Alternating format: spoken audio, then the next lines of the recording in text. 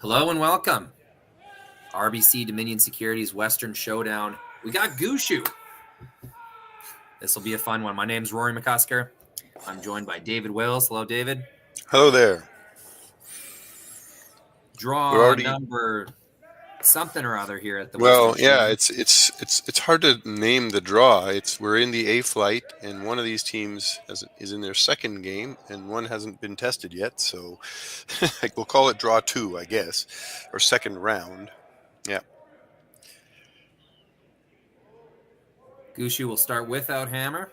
Mm-hmm. Brent Pierce following the center guard, which was a called center guard by Brad Gushue, into the rings. This is shot number 4. And we are playing ball. Love to see it. 4 rocks in play, 4 rocks thrown.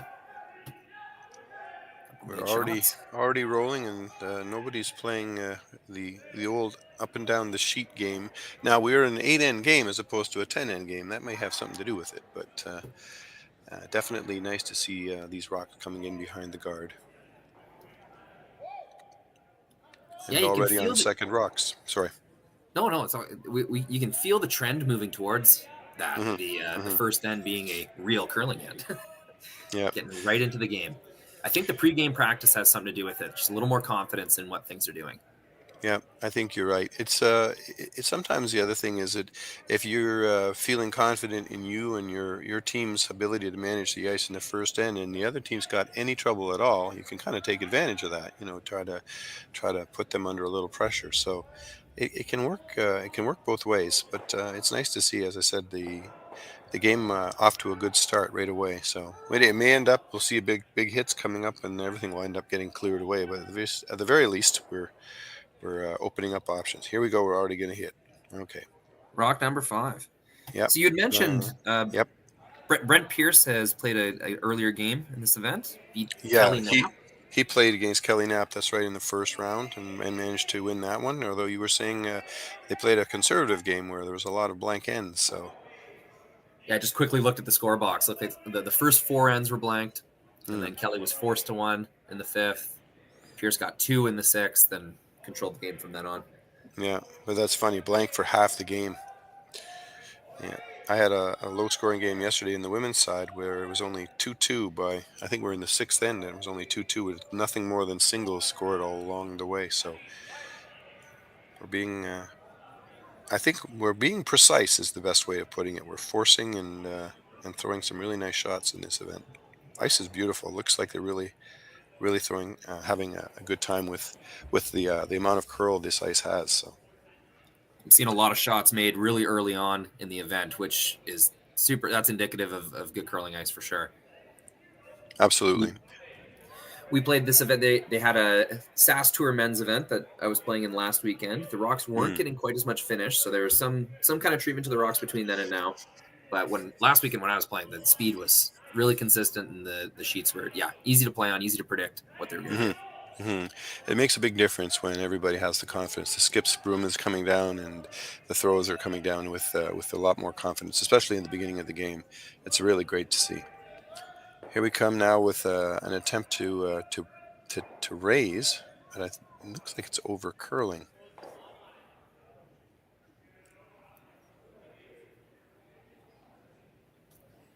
Yeah, I'd be really interested to know what the very specific call was there. Exactly what Brad wanted that rock to do. Sort of come down into the pack, but I'm not sure. It's a really good question. All righty. Now, what's Brent going to do?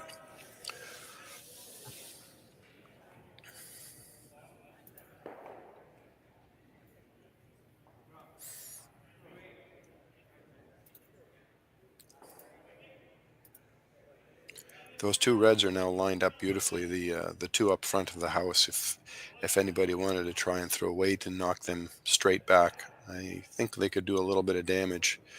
So I think that might be one of the things he's worried about. Yeah, as he's standing here checking the angle.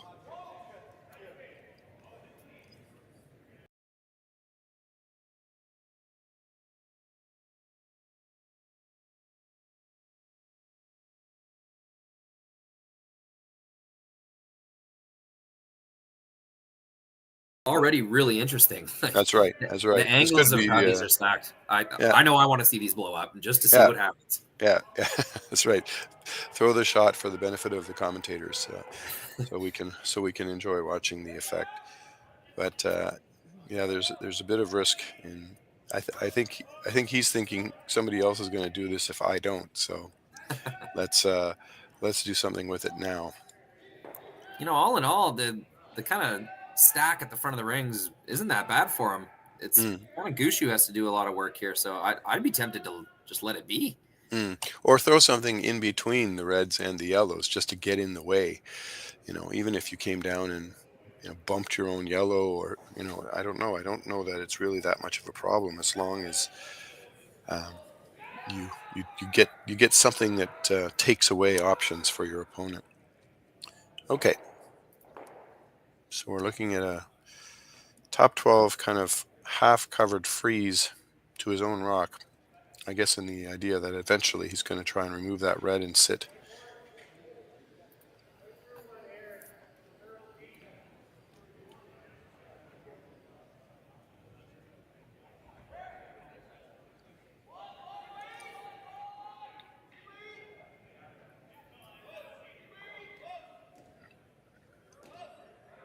It's impossible to know this. I want to see the stats on how often the shot is made after a huge break in discussion Mm-hmm, like that. mm-hmm, Because mm-hmm. I find it's usually I personally don't like sitting there and waiting for multiple minutes before throwing Mm. in the middle of the end like that. Was I'm trying to replay in my mind. Was the fellow who was talking to Brent about the shot the guy who threw it, or was it somebody else? I think it was the thrower, wasn't I'm not sure. it? No, I don't think so. Now that I look at it, because we have not yet had a vice rock yet, so I think that was um, his second's final shot. Okay, so now Brad is trying to play an angle slash, and this is Mark.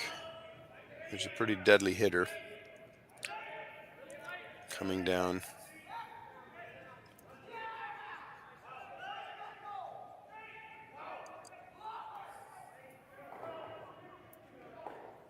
Oh, it's rolled in. Okay, I thought he was going to try and bump back to take out the yellow, but it clearly was a, I don't know, hit and stick or even hit and roll.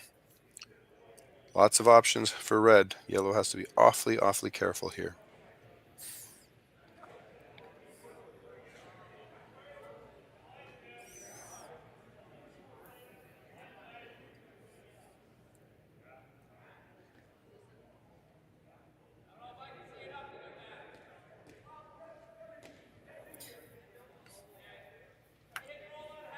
Alrighty.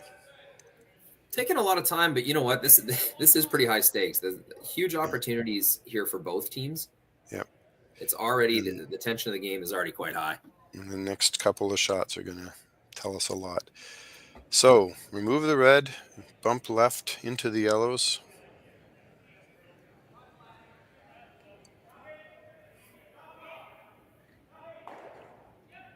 Expose the other red a little bit more so it can be removed. Lots of possibilities here.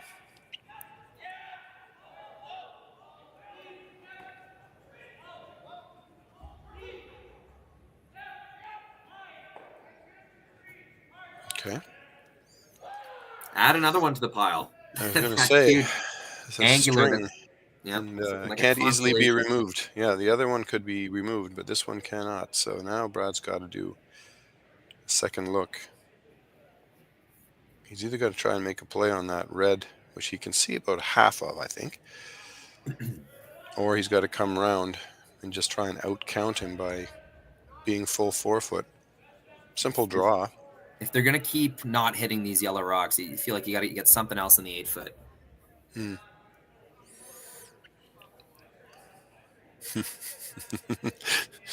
Mark doesn't know if he you can see that funny reaction when Brad's talking about it. He sort of shakes his head going, I don't know. It's one of the more interesting houses in a first end I've seen. Yeah, absolutely. Alrighty. I like the idea of just drawing behind these yellows. I mean, if you can draw behind these yellows in full 4-foot, how on earth is anybody going to do anything about it? It's extremely well guarded. Looks like Brad's opening it up. Here we go.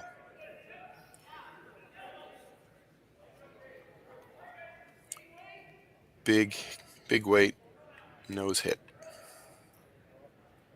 Oh, I just wish we had mics on them for this one. I'd love to hear what these discussions were.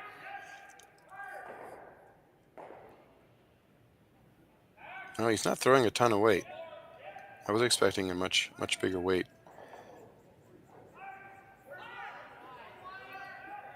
Just need to move something so you can start hitting yellows. And that's gonna not a lot moved around. The red's now in a position where it can easily be tapped or potentially removed, which will really put yellow in a nice spot. So not sure if Brent is going to try it or not. What didn't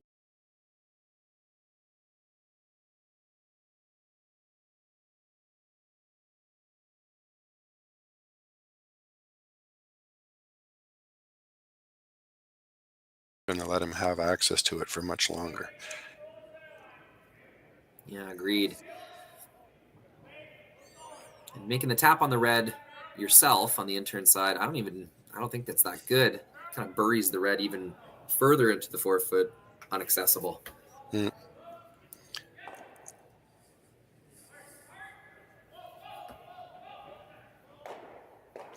I like a nice firm bump on the nose of the red rock.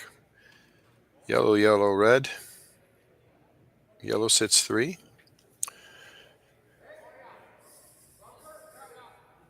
This might be the longest first end in the history of curling.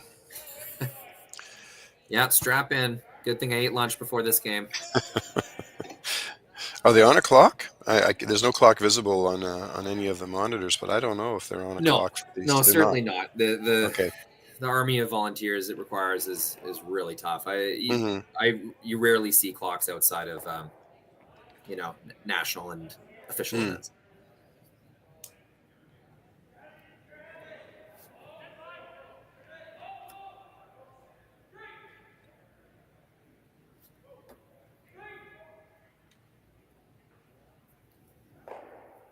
Though it would be nice.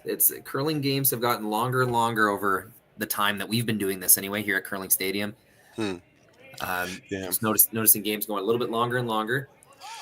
Yeah, it's interesting because a lot of times they'll say, well, there are no clocks, but of course we encourage you to play quickly and smoothly and without delay and yada yada. And everybody understands that. But then once you get out on the ice, you don't really think about it much. And I've seen some games drag on and on and on.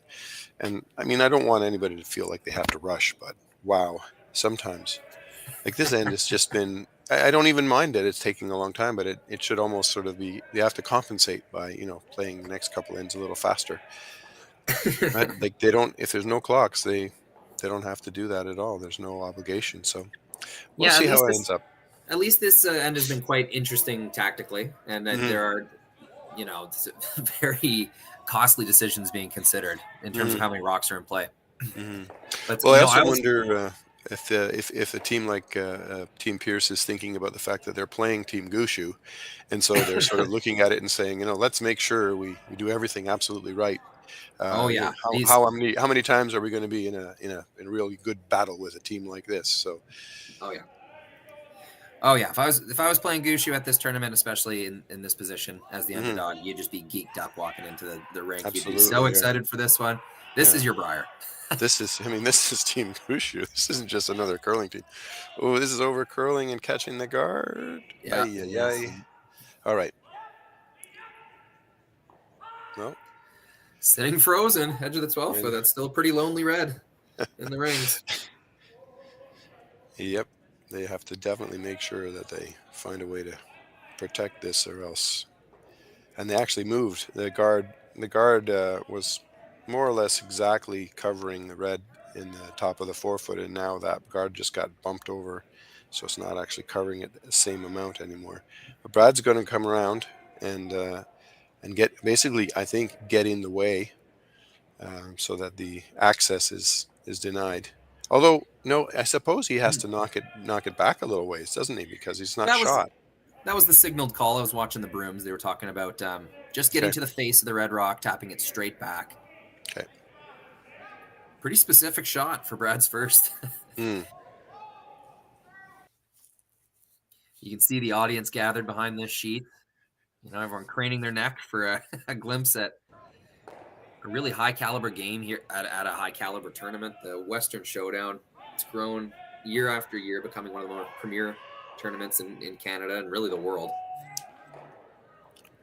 Well, this needs to curl a little bit, but it looks like it's going to get the job done. Question is, where will the shooter stop? Rolls all the way out, flat. Hmm. I think it's pretty good. It's third Yep. shot. Yep. Third shot and very difficult to remove 2 reds. Absolutely. The load on the yellows and the overlapped yellows in the top 8 and 12 foot no longer is dangerous for Team Gushue. Exactly.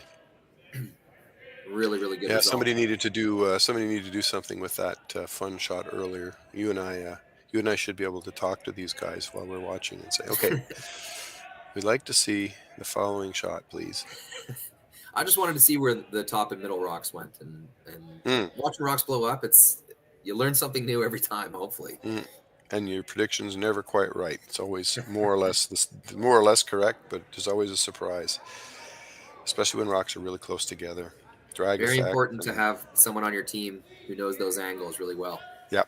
Preferably that person's the skip, but not always. Yeah. Yeah. All righty.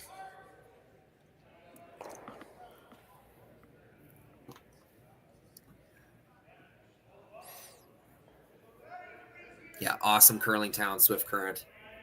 They've worked really hard over the years to when you maintain a facility and you get the good sponsorship, the good attention to the rink, lots of big tournaments, good curlers coming through. You create your youth programs where curlers start coming up through your youth programs, and that's what Chris Heikert's done here at Swift Current. And I love broadcasting out of here because I just know how hard they've worked to have such a good facility and good events. No, it looks terrific, and it's a dynamic environment. We're not hearing the rink's background noise very much right now, but I can imagine the energy is really positive. Lots of really really powerful voices and great energy from the curlers. Okay, we've made the shot around the guard to move the red and roll, sitting 1-2. Very, very nice. Yeah, I'm scanning some of the comments in the live chat. We have a comment that says that they should have a 95-minute buzzer that they have in their league play, so that when the buzzer goes, you can finish the end, and that's the end of it. So the way they're playing. Alrighty, so Gushue has to hit and roll. I've always found just parking the scraper right next to the sheet. Like if you're the ice maker, you park the scraper right there. That'll hurry him up. Yeah. Wow, look at this pack stands out here at ice level. Yeah. Totally packed bench. Yeah. That's awesome to see. Laid down some sheets of plywood and a few chairs, and here we go. Okay. Hit and roll.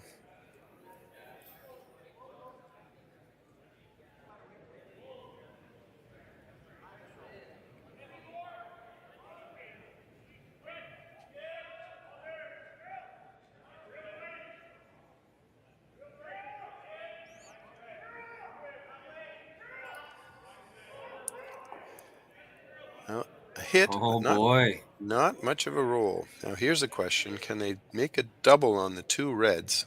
And absolutely they can. Score a whole bunch. Just how hard is it is the question, and are you able to hit the low one first and still make it? I'm thinking the answer is yes. But either way, whether you're hitting the high one first or you're hitting the low one first, this has to be a missile. I would agree with you. I like hitting the one that's touching the 4 foot first, because if you happen to roll your shooter out, it's not the worst consequence. Whereas if you go with a low one first, you have to really, as you say, throw an absolute missile, and it has to knock that red sideways. And that's, I would say it's a little more difficult to make it that way. But yeah, again, you and I are a little bit of guessing what we're going to see. So, and what about if he was to drive back the red, the top of the house, into the 2 yellows and come across? Would that be fun?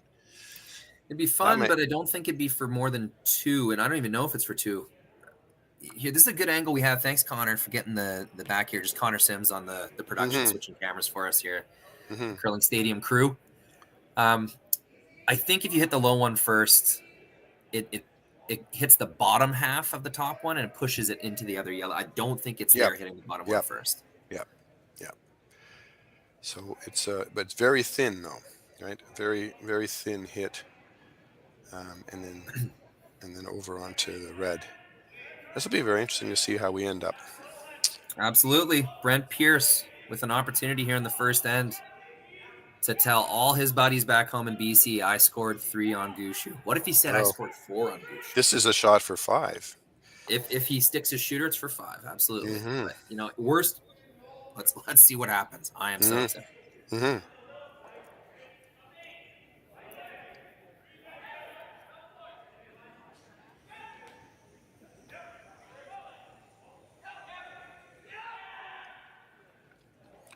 Well, as you say, definitely throwing it hard.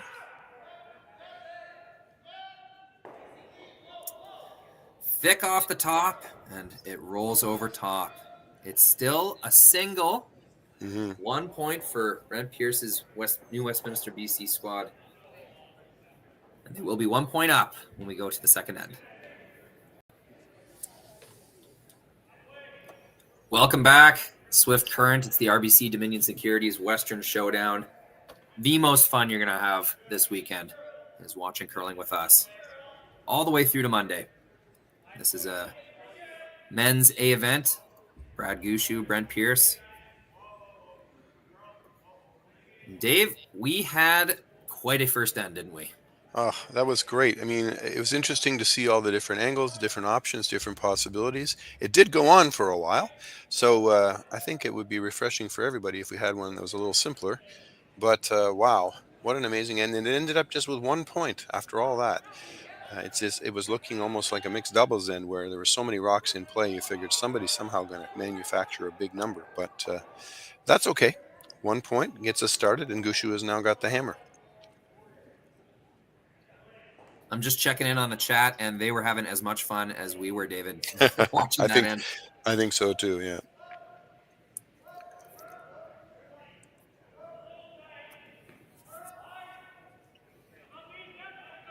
Love checking in to see who's watching. John Cullen. I bet he's went through 2 bags of lozenges. How is your voice doing, John, after all that commentating at the Grand Slam of Curling? Home Team Live, the broadcast of the Grand Slam of Curling has been taking on a huge task. Streaming 3 sheets at once, putting their own commentators on nearly every draw. Really impressive, John and Tanner Gates and that whole Home Team crew. No, the Grand Slams have been incredibly entertaining. Absolutely. And that's a credit to the people who are doing all the work to make sure that we get our cameras set up right. We have good production, and I think the curlers benefit too because they have a lot of people following, and they can turn and say to people, "Hey, have a look! It's going to be here or it's going to be there." I just love how we're building that energy with what I guess I'll just loosely call fans, people who are always interested and always following. It's just been fantastic. Really nice looking tap coming around the center guard. 3 rocks right down the middle, but with 5 rocks total thrown, it is now healing time for Brad Gushue. May have a sour taste in his mouth and how crazy last end got. I think he might be the one to switch gears here. Yeah, it'll be nice to see them get a little bit aggressive, but in a weird way, we could say that Brad got away with one there because I think they all knew that there was a big shot there that had it been made could have been a very big number. But one's fine for now. Let's go and see where we get to. Oh, just a straight peel on one side. It seems like it overcurled. You know what? Right when Gushue split off his own on his last rock there, you know what it reminded me of, and I haven't kind of felt that way in a long time, was the Olympic final, the John Schuster Nicodine Olympic final, where all of a sudden Schuster has this double for 5, and the upset was on. That's just kind of, I don't know. Call me, that might be a little dramatic, but that's kind of what it reminded me of. It's like an accidental. Well, we've got all these rocks building up in the house, and nobody's too worried because we know who shot, and then things are fine. Then all of a sudden, you kind of look and say, "Uh-oh, look out!" So it can sneak up on you a little bit. So, and that doesn't happen very often with games at this level, but once in a while. Here we go. Another centerline guard coming back, essentially replacing the rock that was just removed. This is sliding a little farther than the other one. Here you go. There's a triple there. Hit it the right way. Yep.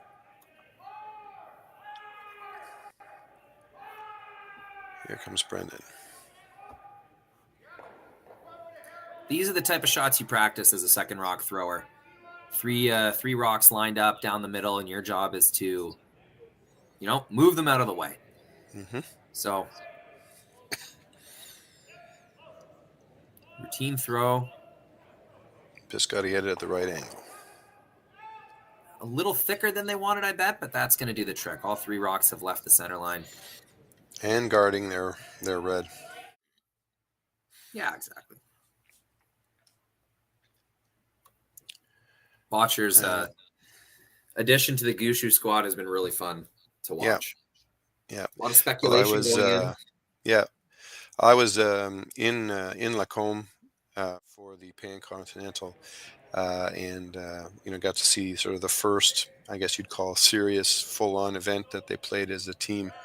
And Brendan looked completely comfortable. They looked comfortable.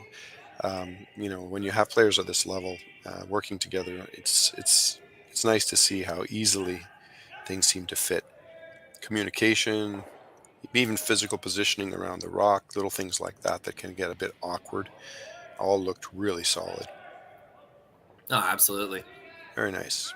I was in Lacombe as well watching that tournament, and yeah, I saw the same thing as you. The really surprising dynamic part of that change was how much more of a voice Jeff Walker had at that Lacombe event. If you're watching the broadcast, so I was there working for World Curling in the broadcast truck, and we could, the mic'd up moments. You heard Jeff giving so much input and making a lot of confident calls and declarations. I think that was so healthy for the transition to fill in that kind of void of communication, losing your previous player. And yeah, I was really impressed with Jeff Walker's role. Yeah, I think there's Brendan's got a lot of great input, but he also, I think, is slightly more hesitant, at least in the early days, and that event was the definition of early days for them. And I think you're right, Jeff sort of stepped up to be fill, as you say, fill the void a little bit for them, but I don't think it's been necessary since then. I think the energy as a team that they have now is very, very harmonious.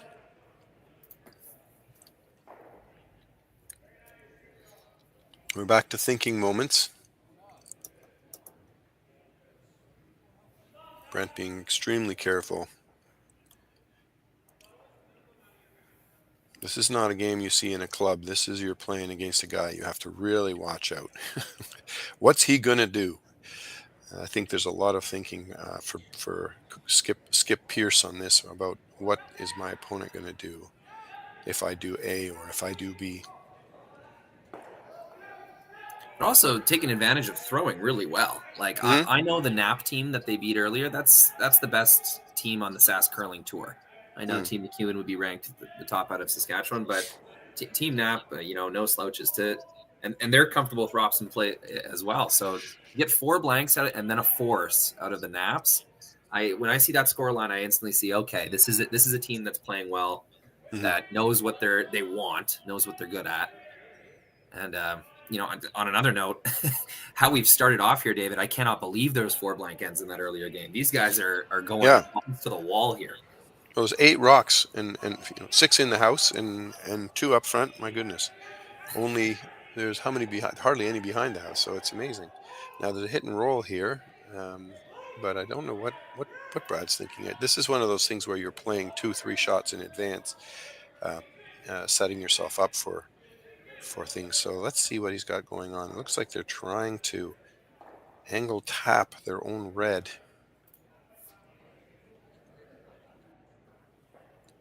a very skinny shot.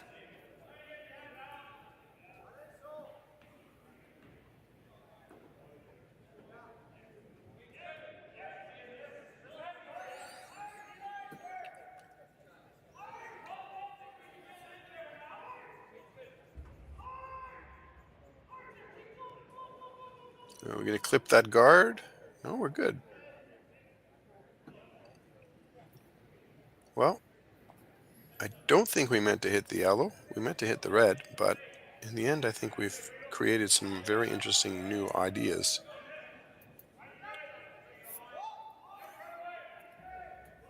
Certainly a lot of situations that Brent Pearson's now got to be very careful. For sure. Still got to give kind of the advantage Pierce right now, don't you think? There's two really makeable ways to separate these stones and close off that button area for Gushue. It'd be pretty tough to get rid of either of these, but yeah, it seems to me that, I mean, the tricky area right now is that I think Gushue can come and do something useful either way. He can throw the in turn or the out turn. So now I think Brent's sort of asking himself, which is the one I want to try to, I guess, diminish or remove as an option for my opponent. He's definitely playing it very defensively, so it's interesting to watch. He's constantly saying, well, if I do A, then this is what he's going to do. And so what does that happen? So he's trying to actually play out the next 2 or 3 shots in a row. Very, very difficult thing to do. Okay, so we're coming with the out turn.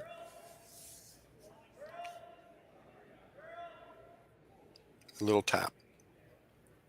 Just seeing another pan of the stacked crowd. And you know what? These are local curling fans.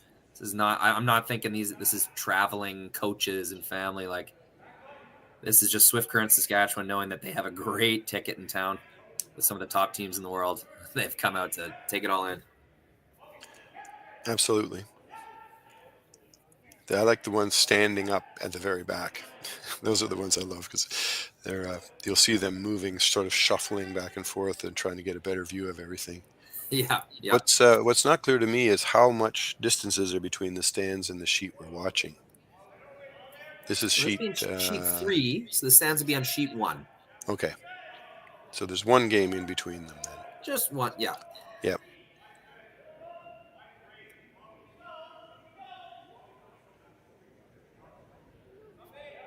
Brent Pearce's first stone here in the second end.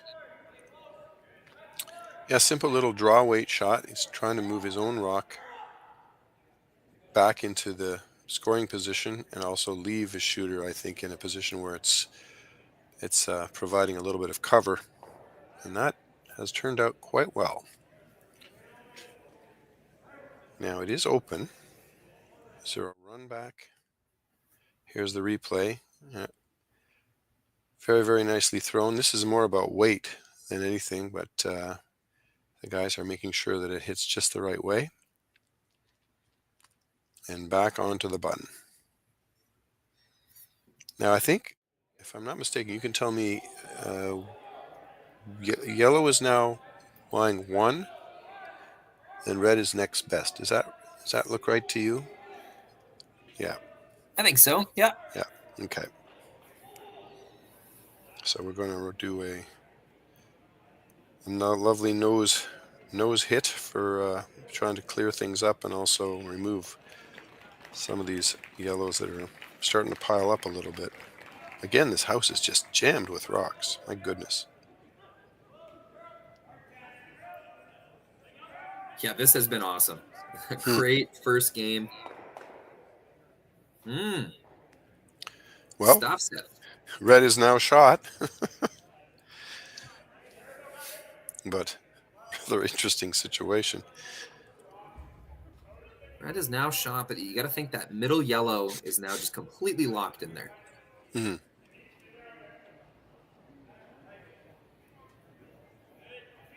I don't know, though. What if you hit the red at the top of the 4-foot hard enough?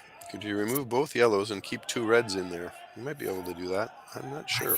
I feel like once the middle yellow hits its buddy on the left there, it's kind of going straight downwards and will probably take out the red one on the tee line. I guarantee you that Brent is not going to give us a chance to watch that. I think we have to They wait. should. I think we have to wait for Team Gushue to get that one. The commentators demand it. They want to Yes. see the rocks move. I think just looking through the guy's legs there, yeah, there's no way for that yellow to go clean through. It's hitting yellow then red, I think. From above, it looked much nicer than it does from this angle. Great angle.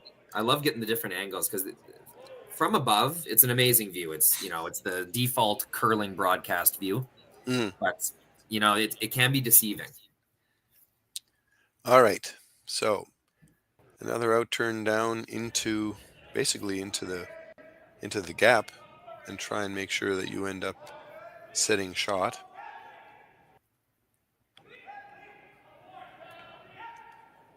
Decent little bump on that yellow into the red. You could end up sitting 3 here. I don't know if it's possible with the right weight. I'm not even 100% sure how hard he's going to throw this. They tap with the broom in different places, and it's really hard to decide in the end what they've decided to do. We can't hear it, so. I think they're trying.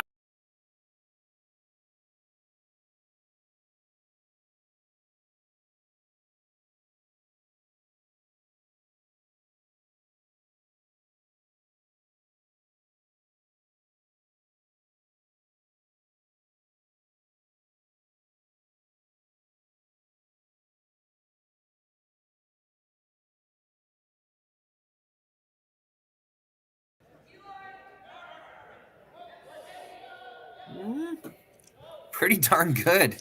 Nice I don't think try. he meant to hit the top red first, but my goodness. No, I'm pretty sure they're trying to get through, but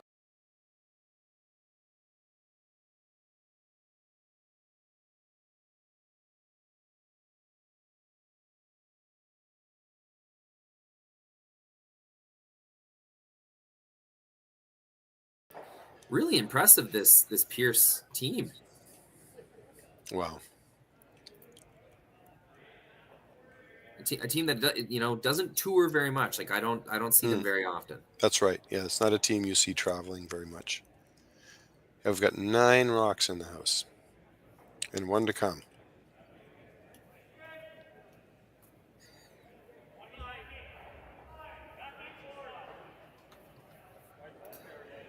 Are they thinking that yellow on the left?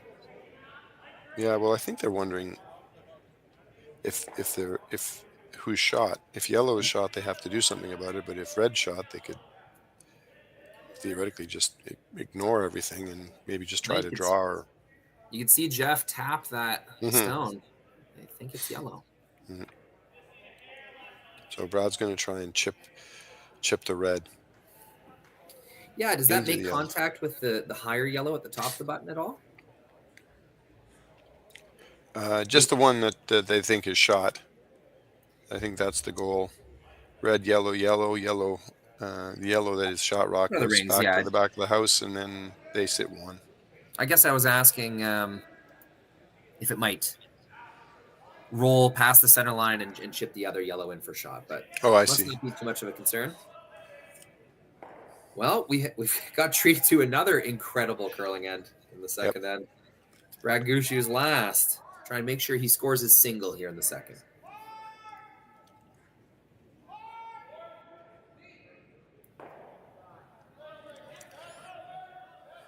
Sort of throwing a gentle sort of backline weight. Enough to move the rock, but not a whole lot more. Ooh, is it going to catch enough? No, I think for sure now it's 1 yellow. I think they just ensured that it is 1 point for yellow. Little too sharp of an angle. Going to be a steal. You can see Brad signaling here, Connor, if you go to me. Kind of signaling to his team that he thought they were confused on the curl at the end. Anyways, it's a steal of 1. Gushue trails by 2 points entering the third. Welcome back to Swift Currents. And guess what? We got more rocks in play. It's been a really interesting first 2 ends. It has taken about 50 minutes to play the first 2 ends, which is longer than you'd like, but they've both been super interesting.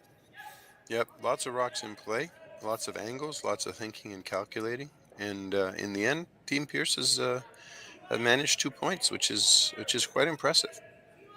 I'd say it's pretty deserved as well. They've taken some Mm. risks, but they've really made a lot of shots in a row, and they've made most of the big ones, which is equally as important. And I think they deserve a lead right now. All right, we're playing off to the wings.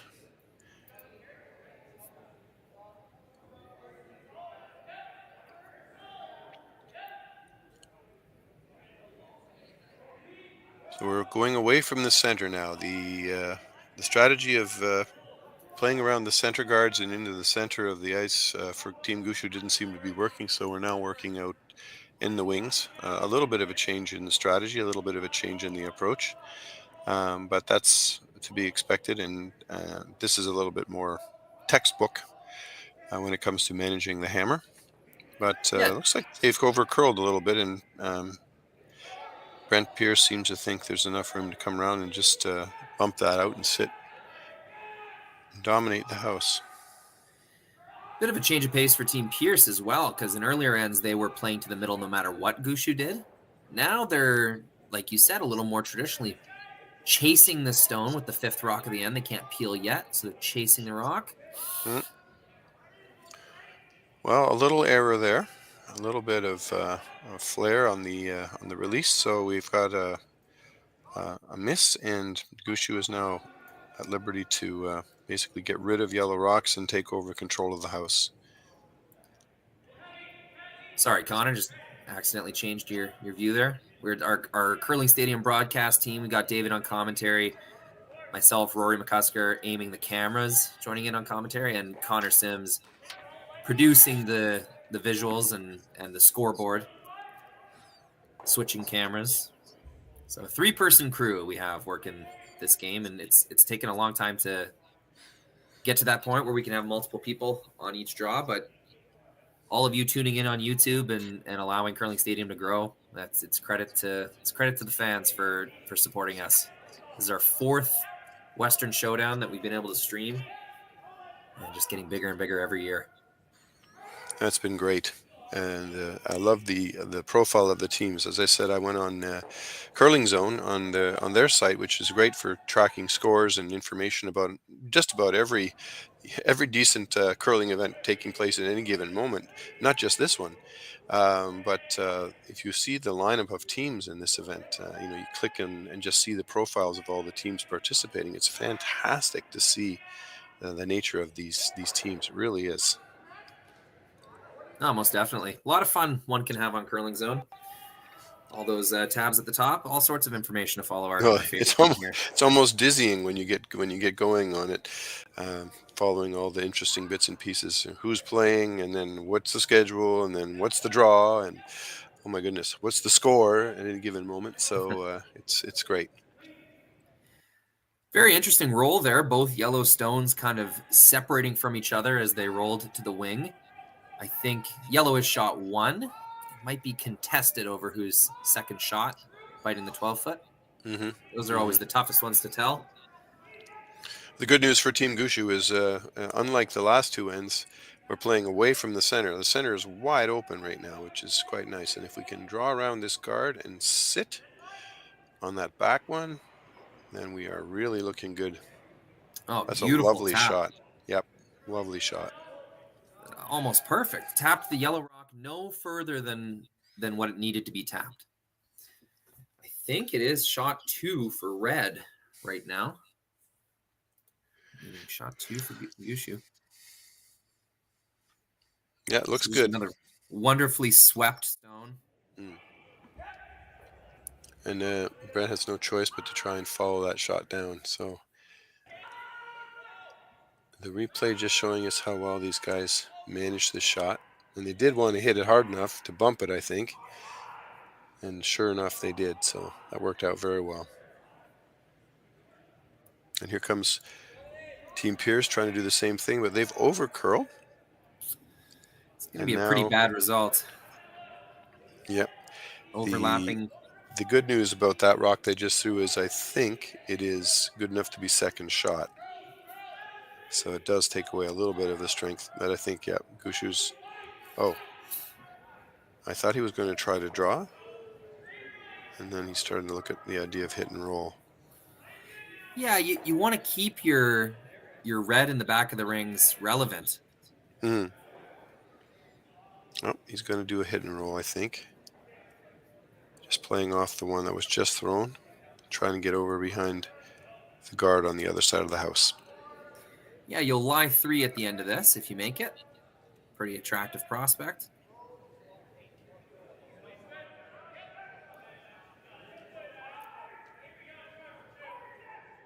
This is curling a lot. And it will jam the red at the back. Very unfortunate. The shooter itself, I don't think, counts for second or even third shot. Interesting. Or maybe third. Obviously over curl. Definitely didn't want it to over curl. We have the replay coming down, and it appears they thought it was looking good to start, but then once it broke, as hard as Jeff was able to sweep, he wasn't able to save the line. So, yeah, definitely over curled.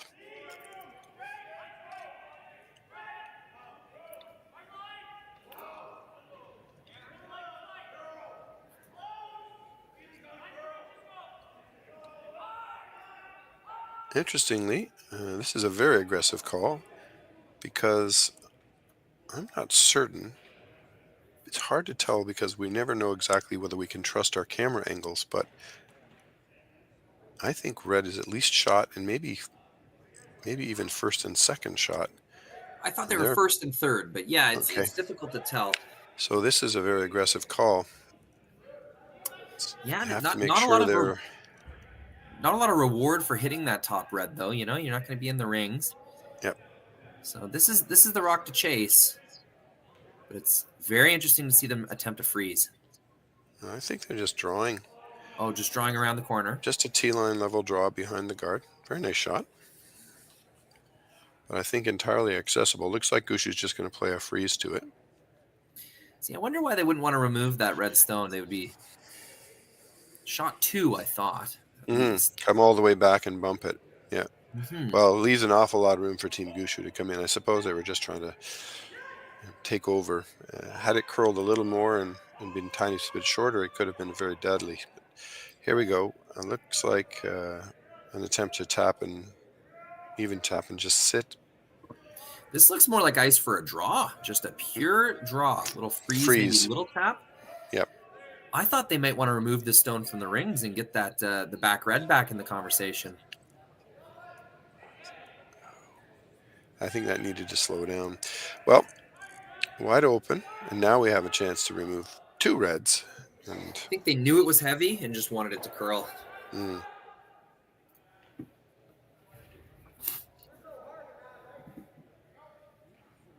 Not the sharpest form of Team Gushue we're seeing so far. Yeah, just little bits of curl, over curl, under curl, heavy, but ever so slight. Yeah, first game at the event. It's going to take them a little bit to acclimate to this environment. No 2 curling clubs are the same. Yeah. Always a little bit of difference in the ice. That's one of my favorite parts of watching curling is watching the athletes adjust to different ice conditions. And the teams with what was called more competitive experience or more high level competitive experience are not necessarily dominating. It's if you look at both sides, the women's and the men's draws, there have been all kinds of surprises early on in the draws. And this is a triple knockout, so everybody's alive until they've lost 3 times. But I mean, we're seeing all kinds of things. If you look at the women's side, Chelsea Carey and Carrie Anderson are already down the draw somewhere, but everybody's still fighting. But there are no obvious predictions anymore.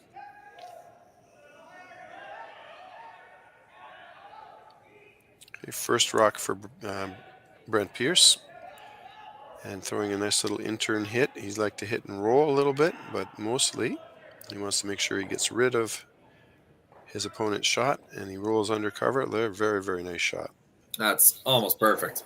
Yeah, it's frozen to his own rock, and they're both first and second shot. So I think Brad's just coming down and sitting on it. I don't think there's really much choice unless I suppose he could peel a guard, but by the time he does that, he's down to his last shot.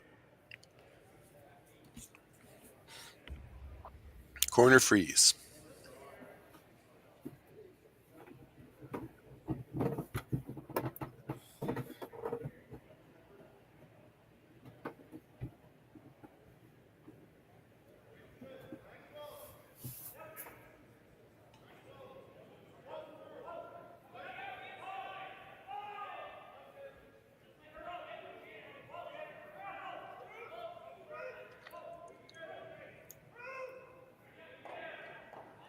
Well, the sweepers don't seem worried about the weight. It's more about making sure this line.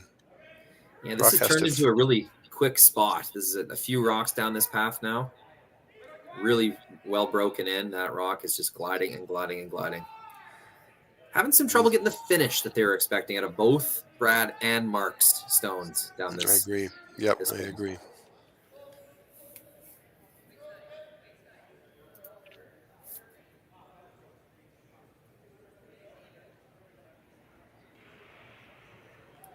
You can see Brad kind of shrugging his shoulders, putting his hands in the air, thinking like, yeah, I just thought it would curl more there.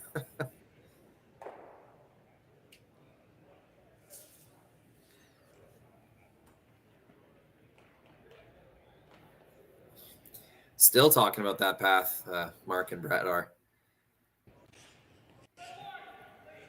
A lot of muttering happening behind the house. Lots of game left, though. This end did kind of shape the way that Gushue was hoping it did. It was wide open. They were trying to keep rocks alive around the 12-foot, knowing that they weren't in any trouble to score their single point.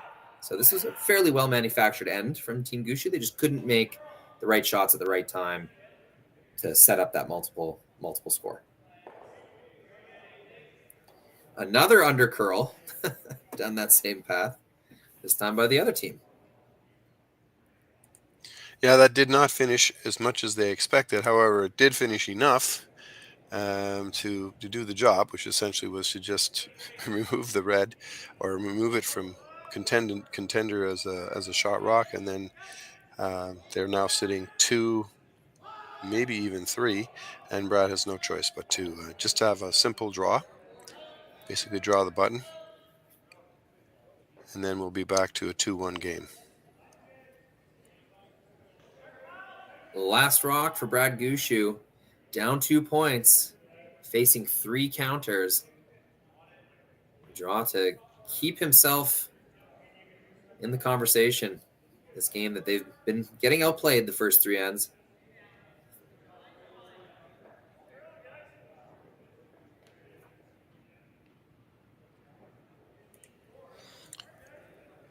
My initial impression was they had no concerns about the weight, and it looks like all of a sudden they did. No, they made it. Will go far enough to score a single point. Team Gushue still riding the learning curve on sheet 3 here in Swift Current. We'll have the 4th end when we return.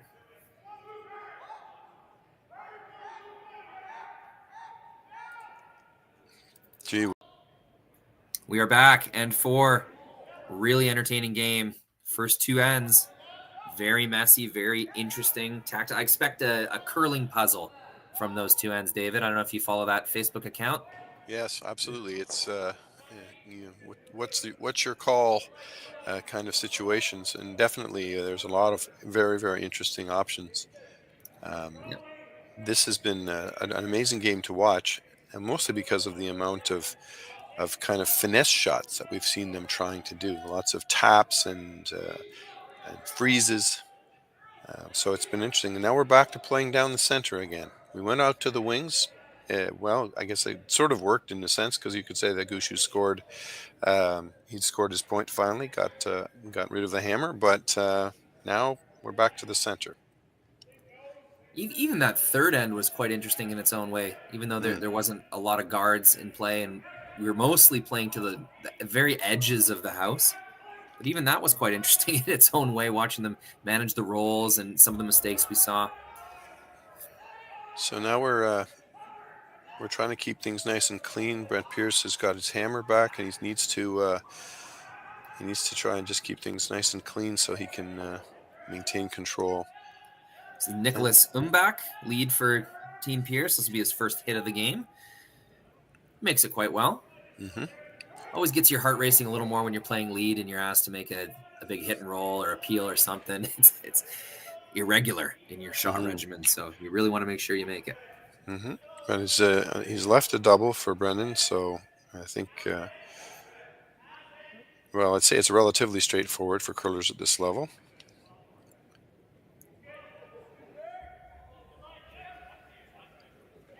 Botcher's so specific with his hits.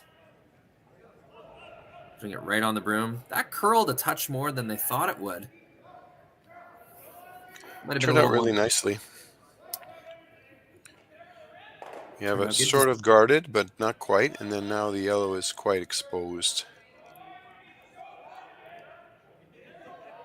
Yeah, with that weight, were they trying to get both yellows out? I could see Mark kind of gesture with his broom. Get on out of there. So I think so. were. I think so. It needed to hit the first rock a little bit more thinly. It overcurled in a sense, but it's not a horrible result right now. We're early in the end, so I think it's more positionally setting everything up. Brent has asked for hack weight here, so I think he's trying to come around the top and just bump the red through. It's going to be an interesting thing to see where the shooter ends up.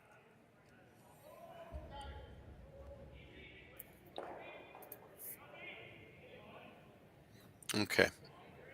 So it does spill out wide into the 12-foot, leaves another option for a double, although it's also just a simple hit and roll to stay underneath the guard.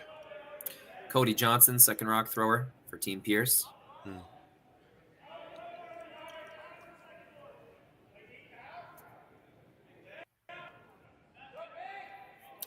Now double opportunity number 2.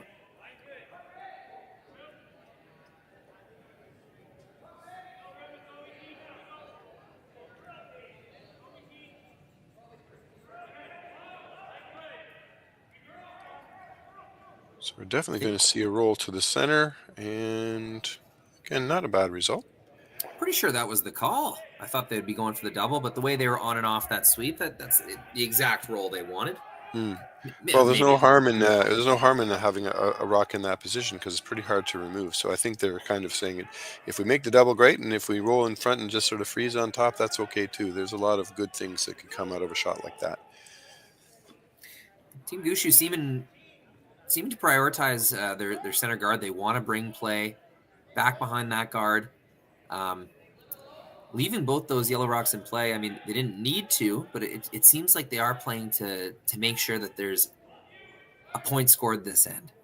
Trying hard to force or I mean, leave a steal opportunity for themselves. But sure, rocks in play seem to be something that Gushue is okay with right now. Okay, so now there's some weight coming. And 2 rocks gone, including... Oh, that spin! That spun back in, I'm pretty sure. Oh. And I was saying this in my earlier games, the way these rocks are treated and the way curling ice is now, you have to expect on a slow roll that the rock will curl back, like literally make a hook shape and come back towards its direction of momentum. You have to expect that now. It happens so often. And Brad seems convinced that it's definitely biting. And so we have a hit and roll to lie 2.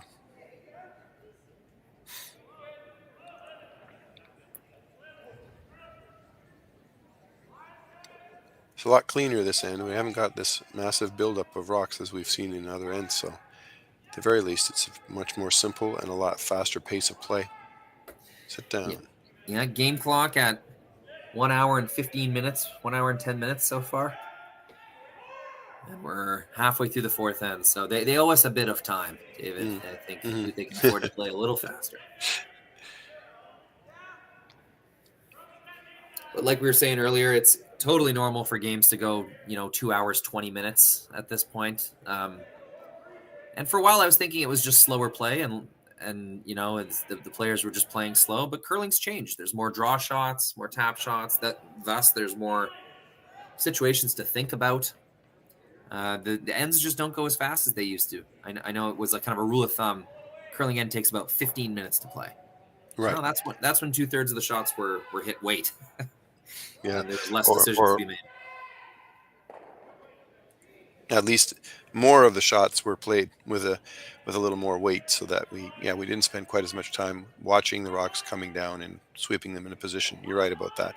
So far, not only have we had a lot of conversation going on in this game, but then a lot of the shots have been down weight, draws, taps, freezes, finesse shots that obviously are not moving as fast. So the entire process just takes that much longer.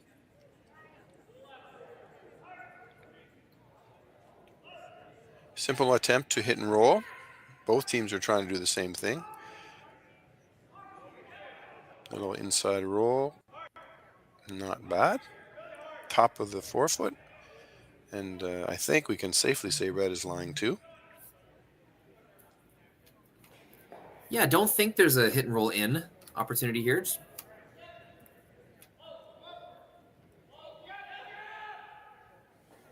really only one place to roll behind where there's cover. And it's been Team Gushue with the better opportunities to do that so far this end. So this one, I think sees enough of the rock to make a play on it, but may not be able to stick around.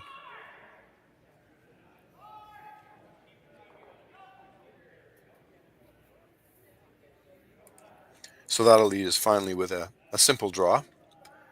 We haven't had many of those this end, but instead of hit and rolls, we're drawing, which means slightly slower shots, but easy calls. Easy to put the broom down, and everybody knows what we're doing. No discussion. Yeah, it's the chance that Gushue's been waiting for all in, pretty much, to lie to with a good one undercover. Pierce will be forced to chase it. Can't be satisfied hitting the open one, because then Gushue's just going to pile another one in there.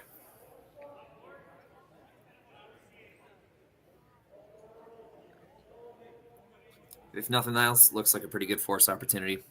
Mm-hmm. Yep, Brad just has to remember his weight from this final shot last end when he was trying to basically draw the forefoot was a little bit light. And the sweepers are actually jumping on this a little bit sooner, as if he may have just thrown the same weight. It's got a long way to move as well.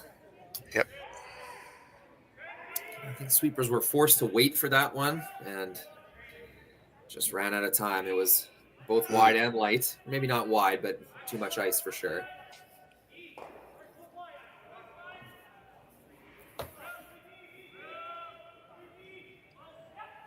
Now Team Pierce sensing that the force is on. They may as well try to score two.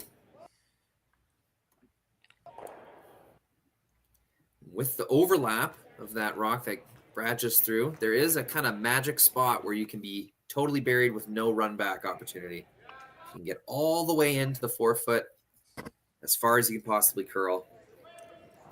It will be totally hidden. Yep. Any higher than that, Gushue will have a short run back. Yeah, by not curling enough, Brad has left himself a rock that he can actually use if he needs to get to something. I think he would have preferred to have it curl and go into the top of the forefoot behind the guard, but it's still a rock that has potential to be used. Brent has got to throw a really, really nice draw here.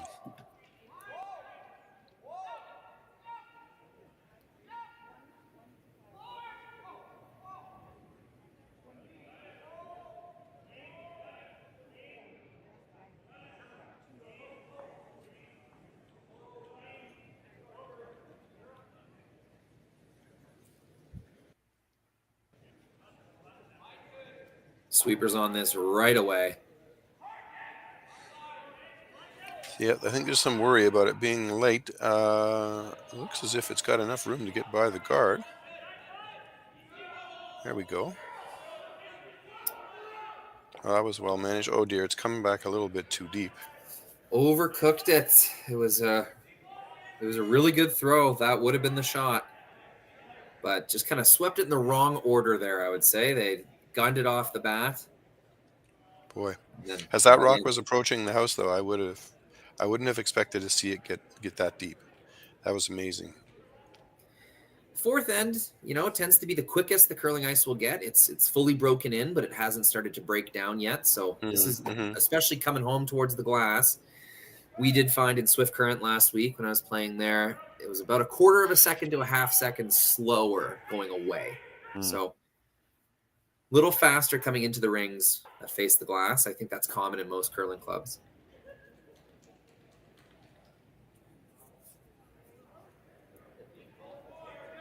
Tricks the sweepers there a little bit, leaves a really good opportunity for Gushue to make a draw of his own. Okay, so the sweepers are not sweeping for weight, so I hope, because the last time this happened, they left it a long time and then they ended up not having it go as far as they wanted. But this is turning out okay. Wow, just stopped in time. Slows Yeah, up just in time, gets enough of the on the nose of the yellow. There is no shot for two. It'll be a draw to the backing for a single point. Team Pierce. Big opportunity to go up 2 points after 4 ends. It's a good spot to be.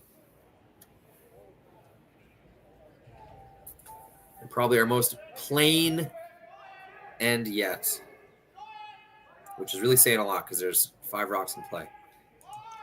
absolutely. It'll be great to see. I think the simple draw is nice to see. As I said, this end there's not been a lot of need to stand there and think about things. Just the broom goes down, shot straight forward, back to the basics.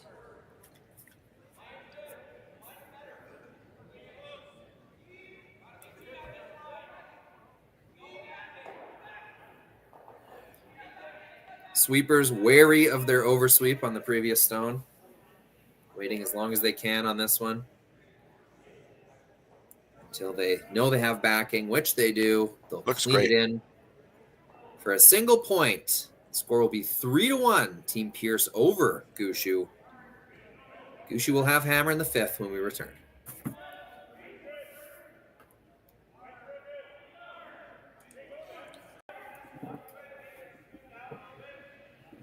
Welcome back to Swift Current. It's the RBC Dominion Securities Western Showdown.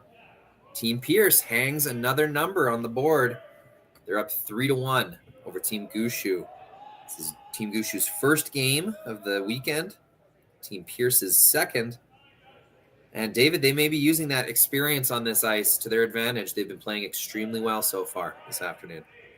Absolutely. It's I don't think there's much to choose between these two teams right now. The odd little miss here and there in terms of weight, sweeping, or line, but basically it's been tight, and there's been a lot of situations where one shot one way or the other could have made a big difference. In the end, it's incredibly tight score, and Gushue's got the hammer back. He's down 2, and we're in the 5th.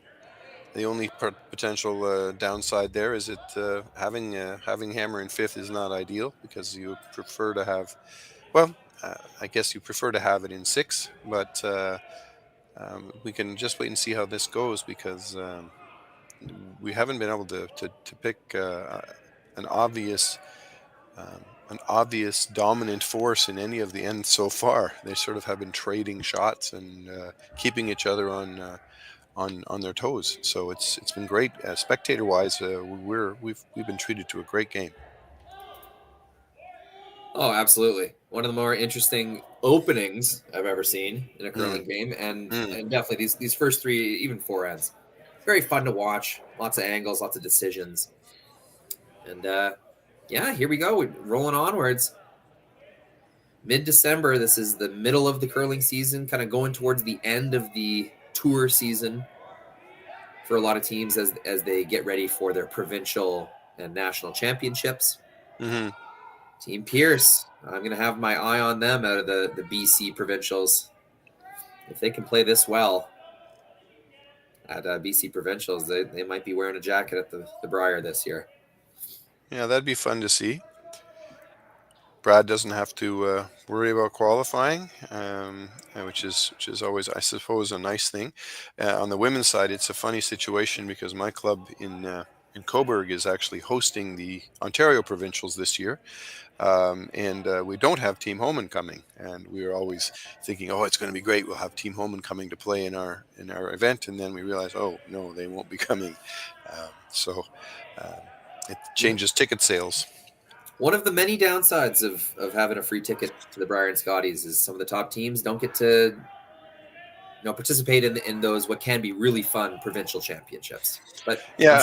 I'm sure your club's going to still put on a great event, and it'll be tons of fun anyway. Oh, it will be. It will be. I think it almost doesn't matter who's coming. It's when you get to a provincial championship level, and the curling level is just so great. We draw fans, and we're located in a spot where it's a relatively easy drive from 3 different directions to get to us. So my hope is that we'll see a great turnout. We did host it 7 years ago in the same facility, and so I think we're looking at just trying to repeat the same kind of turnout we had. It'll be great. Some really fun up and coming young teams out of Ontario. Danielle Inglis playing very well. She's at this event. Should be some good games out of the Ontario Provincials. No, I'm looking forward to it. All right. Alrighty, we're trying a hit and roll. The nice big gate that's been opened up, and hit and roll underneath. Some great sweeping. Gets that by the center guard. That was almost a disaster.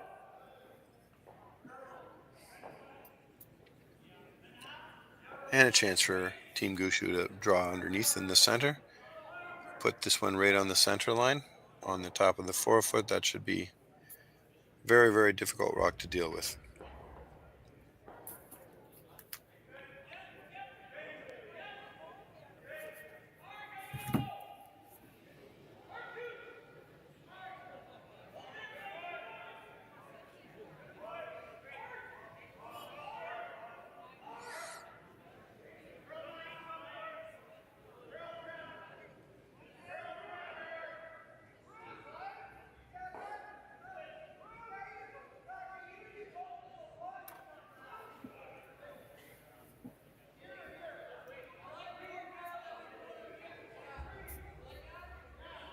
Really hard sweep, gets that rock just good enough. There's no roll in. Yeah, they take away the hit and the roll under cover, but unfortunately it's still quite exposed. I think they would have really loved to see it 2 feet deeper and 6 inches further under the guard. But here we go. Got a little hack weight shot. Like you said, fifth end, it's not as great as scoring in the 6th, but being down 2 points, I think that luxury of kind of picking and choosing when you are going to score kind of goes out the window. Team Gushue, whenever they have hammer, have to try and put something together where they score multiples. That's sort of the spot they're in right now. Yeah, there's definitely some pressure at this point to get things going. Boy, this rock is curling hard. Another great sweep. Holds that straight on. No, shot rock yellow, although I think they would have liked to make this hit and roll under a little more challenging. This is going to be a simpler roll. Yeah, although it's amazing. I don't know how many we've seen this game, but there's been numerous times when we've been trying to hit and roll underneath some guards, and we seem to not quite be making them the right way. It's either it's a little bit outside, and so it just doesn't curl enough and flip under, or it goes too far. And so it'd be nice to see a couple made that are, just exactly the way we want. So big opportunity here. Yeah, good time to get started is right now. Absolutely. Yeah, this is, and it's Mark Nichols, who's renowned for being a deadly curler. So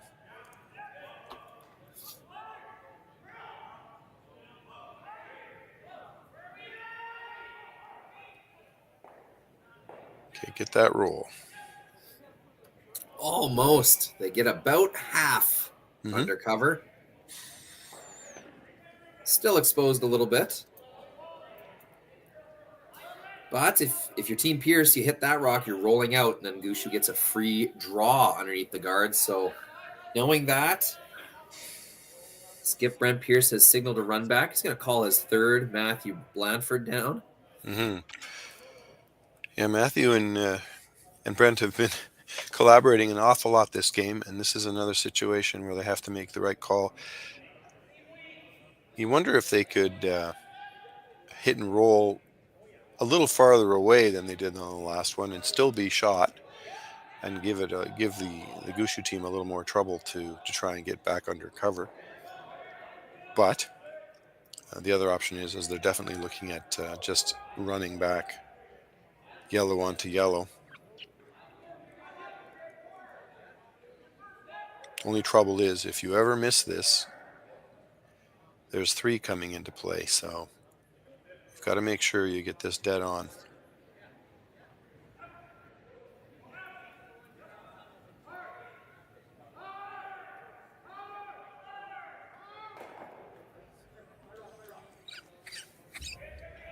Pretty makeable, though. If you throw this right and you hit it where you want to hit it, this is going to be a pretty good result. You're going to leave your shooter almost straight down the middle. So you're going to retain your center guard. You're going to remove at least 1 red, maybe 2, and you're going to have 2 yellows in the ring. So huge reward here for the make. Well, especially, as you look at the yellow, it could be the in off of the red and over to the other red. Absolutely. So this will be a key shot for this end.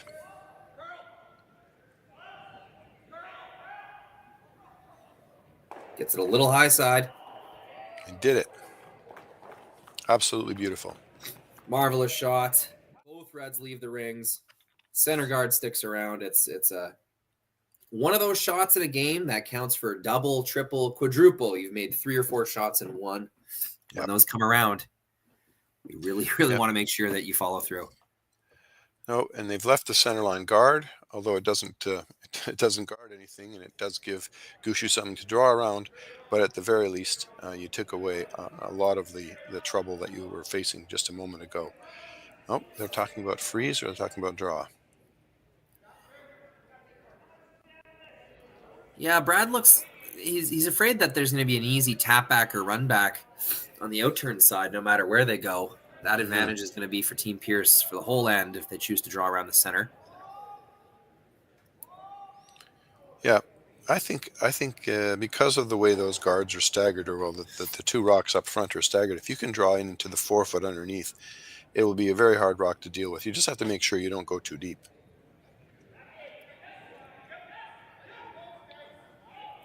I was kind of excited to see Gushue play to the corner and then see if Team Pierce would ignore it and come right to the middle.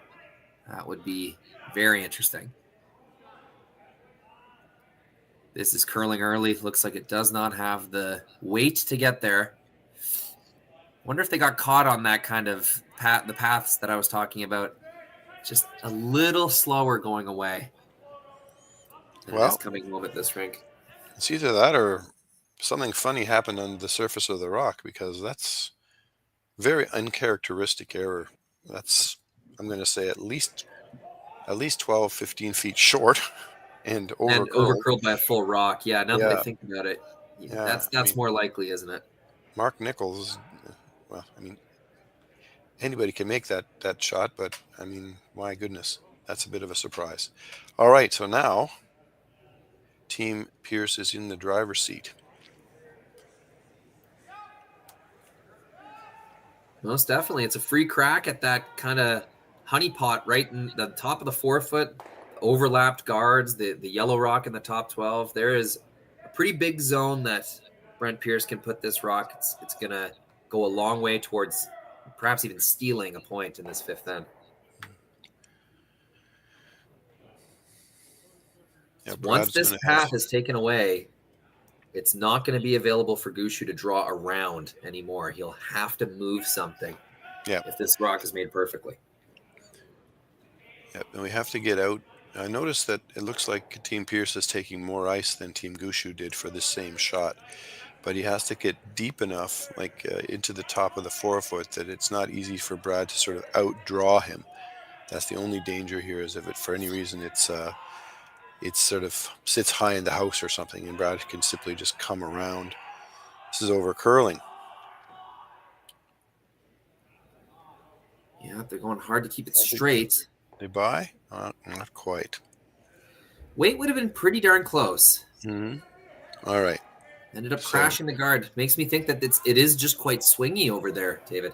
I think you're right. So far, both teams have been caught. And now Brad is coming out almost to the same distance as Brent did. Mind you, the guard is no longer in the same place. It's slightly moved. Yeah, even still, they're taking more ice, though. Got chance for a skip's deuce here. Time for Brad to draw the top of the button and make Brent work. Such a big swing. Matthew Mm-hmm. Blanford's run back was so successful. Mm-hmm. And then Mark Nichols' responding draw was so unsuccessful. It was just a really big chance for Team Pierce to really put the screws to Gushue. But now here we have an opportunity for Brad to put a good one in the forefoot and perhaps even have a shot at 2 later on.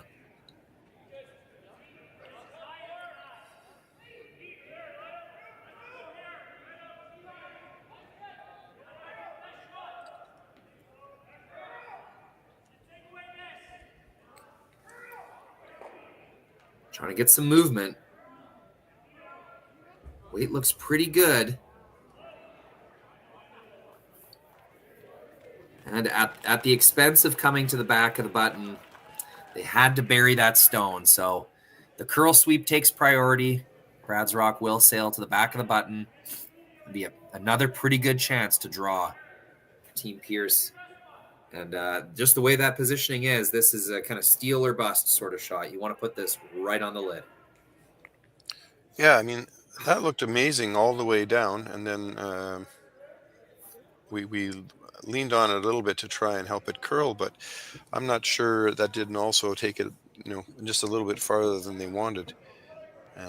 I would have been inclined to just let it finish on its own, and might have stuck around closer to the pin. But here comes Brent. He is actually coming the same way, which is not a surprise. This is the line everybody seems to know. And if he can put one right down onto the top of the red rock, I don't think Brad will be able to do much. There's not even a lot of options to run rocks back.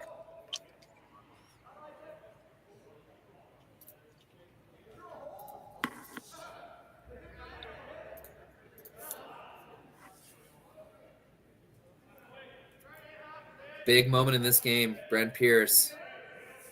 He's had his draw weight. He's been able to practice these paths. Can he take advantage and put a stone right on the button to try and steal a point to take a commanding 4-1 lead? Or will he leave the door open for Gushue to draw for 2? Well, the sweepers it must be close. The sweepers are on and off, trying to decide whether. Looks a touch heavy, David. Yep, you're right. They will bounce off. Opportunity missed. It's an okay result. They're shot for now, but this is going to be very available for Brad Gushue to tap back, score himself 2 points, and get right back in this game. Yeah, Brad's just got to make sure he puts the broom in the right place here. He'll bring his weight up. He'll be one of those shots where he wants to make sure he throws enough to tap it through, or at least tap it back to the back of the house. And having been in this situation many times, you have to be a little careful not to overthrow it, overdo it on the weight. But this is Brad Gushue, so let's give him the benefit of the doubt.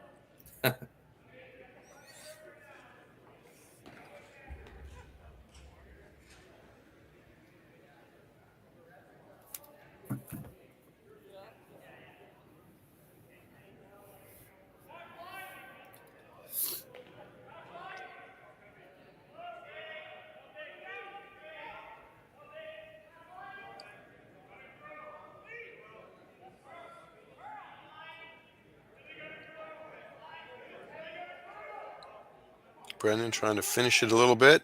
Move. My goodness. Just couldn't read the spots. I think they were expecting more curl. I think you're right. And it wasn't that heavy. It wasn't as if he threw it sort of in a hack weight or something and overthrew the weight. That's amazing. Just a weight-sensitive spot tricks Team Gushue, and that is a massive result. A big steal puts Team Pierce up 4-1 after 5 ends. It's going to be a big fight for Team Brad Gushue to score some points in the sixth when we return. Corner guards. Welcome back. It's the sixth end here in Swift Current. One of the top teams in the world, Brad Gushue's first game against a lesser-known team at a BC, and Brent Pierce. It is the team with a previous game under their belt, Team Pierce, that leads 4-1.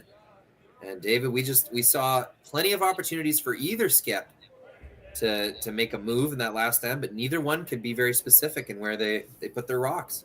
Yeah, Rory, it was amazing. I mean, all kinds of opportunities for hit and rolls and draws and taps, and everything seemed just ever so slightly off. Both teams, interestingly, and it came down to who made the last mistake.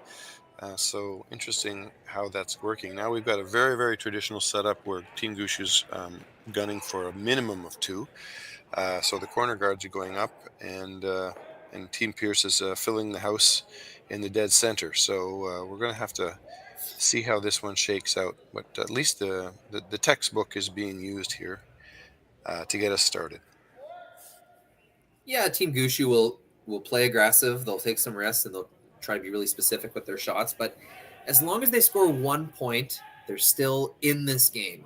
Mm-hmm. You know, the analytics aren't very good for them, but it is they cannot give up another point, or else their odds of winning completely plummet.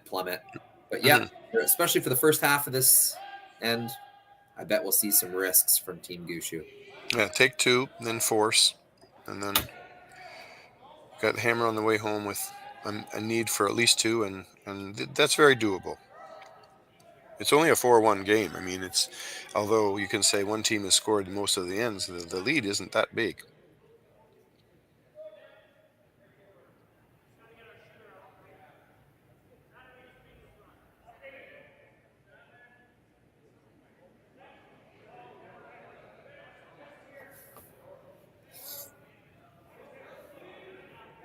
Looking at the uniforms that Team Pierce is wearing, I'm trying to figure out how the hoods work. We got one guy in his shirt, one guy in his hoodie, and it's red hood, and another one wearing what looks like a hoodie which has a black hood. I'm not even sure. I think Brent has an extra layer on. I think that's probably the explanation. Gotta be. Yeah, the sleeves as well. I think it's a Mr. Mike's hoodie. Yeah. 1, 2, 3, and that's Boom. the shot they needed from Brendan Botcher. Wow, what a lovely shot. Yep, classic execution from Brendan. Dead down the middle, clean release, and hits just at the right angle. Those are the shots I bet he's practicing day after day at the Saville Center.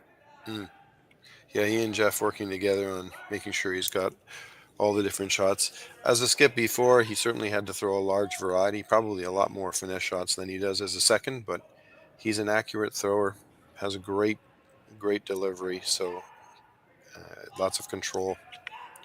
Yeah, and a lot of experience. Brendan's been playing high stakes kind of competitive curling his whole life, really. So he's a veteran.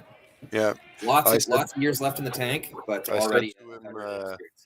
I said to him as we were chatting in Lacombe at the Pan Continental, I said, "I've been following you since you had those amazing glasses," and he kind of laughed because I said, "Well, those glasses have been gone for a while." But yeah, I used to wear. I don't know if you remember. I used to wear those huge wide frame, dark frame glasses.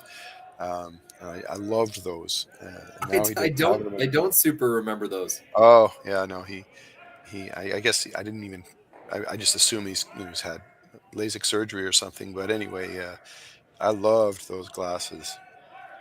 So trademark, such a character building. We played him twice in university playouts. He was in school at the same time as me, and my junior team that hadn't really won anything made him throw his last rock, and my dad was coaching us and was so proud. You made Brendan Botcher throw his last rock. Congratulations, guys. No, there's always a satisfaction in taking any team that's strong right to the end of the game. everybody, staying competitive and keeping in it the whole way through. Yeah, that's something that Canada's top teams have to deal with. They go to bonspiels and they're going to get the very best game out of their opponents. So it's raises the stakes even higher, just even more reason for them to always be at their best. Yep. Well, and that's what we're seeing a little bit from Team Pierce. I mean, the concentration level is certainly very, very strong. There's a great level of focus and determination from these guys. So, all right, we're going to remove the corner guard, and we're bringing the play back to the center. Nope. Nope. So it's interesting. The call came from the hack that time. Yeah, these two have been working together on the last 4 stones in the end, basically the whole game. No surprises there.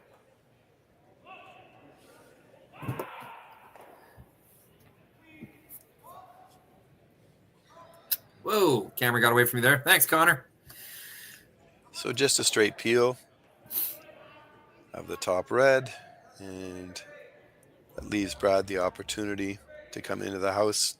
He's got a berry and threaten to score 2. So let's just see if they can get the weight in the line right. Just want to shout out to the chat, all the subscribers chiming in, creating a really fun environment to watch curling. So thanks for chiming in on the chat, participating in these streams. This is what makes it so much more fun than watching on TV, is listening to what other fans have to say and meeting new fans from across the globe. So let us know where you're watching from, who you're cheering for.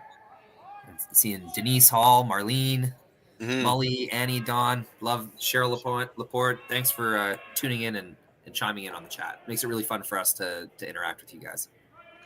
Yeah, I love the short comments when they do say things like "wow," because I go, what kind of wow is that? Is that a good wow or a bad wow?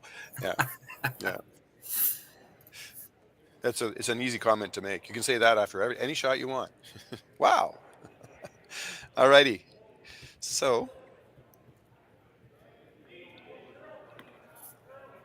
looking at trying to create a little more offense by coming around the top of the house and freezing to the back. Success on this shot will be very problematic for Team Gushue. So let's just see if they can get this rock in exactly the right place.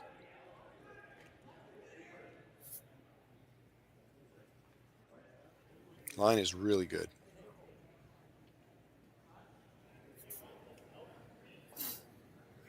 Really, really nice shot. Wow. Yeah, There's a wow. yeah, we know what kind of wow that was. Yep. Matthew Bladford has had quite a few good shots this game. That's his 3rd or 4th in a row. Mm-hmm. I think back to the run back last end that really turned things around for them.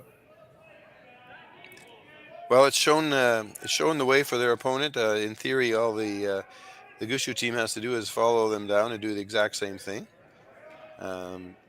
Not it's easier said than done, but at the very least, the path is clear, and it would appear that they have done that beautifully as well. 2 great shots in a row,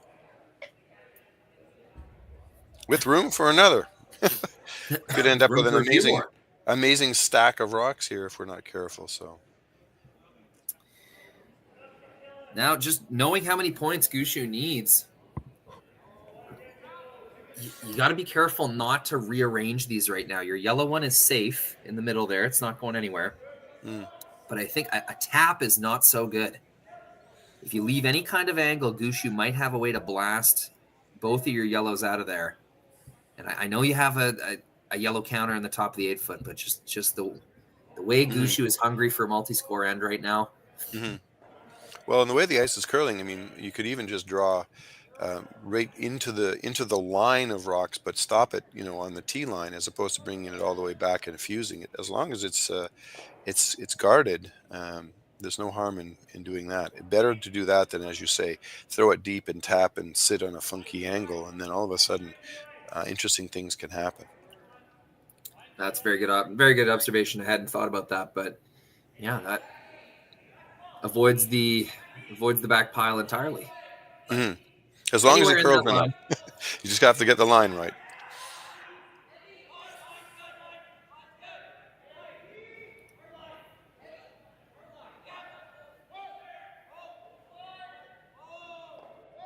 All right, yet another rock down this path. Looks like the line looks really nice. And finishes a little bit of an angle. Didn't really tap too much.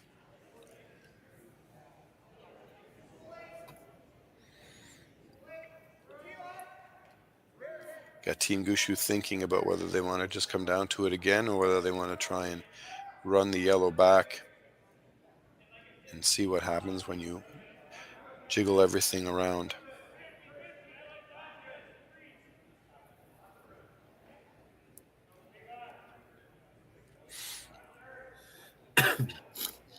Brendan looks incredibly relaxed as a second.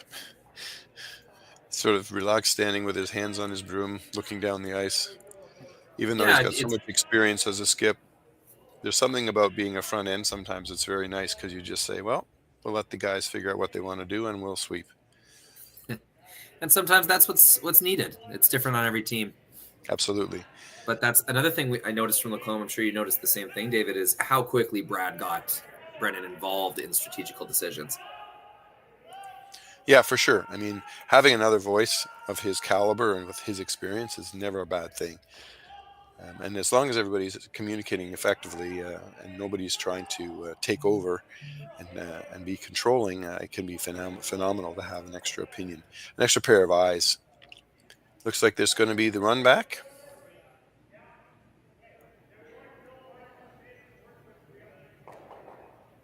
Dead nose or even slight roll wouldn't be bad. Yeah, it's a big reward if you can get rid of these two yellows. Wants to keep his shooter. Yep. It's pretty darn good. Mm-hmm. It's going to force Team Pierce to put this next stone in a really good spot. Another clean release for Brad. Nice looking shot. They definitely had to be careful where they hit this, but it worked out beautifully.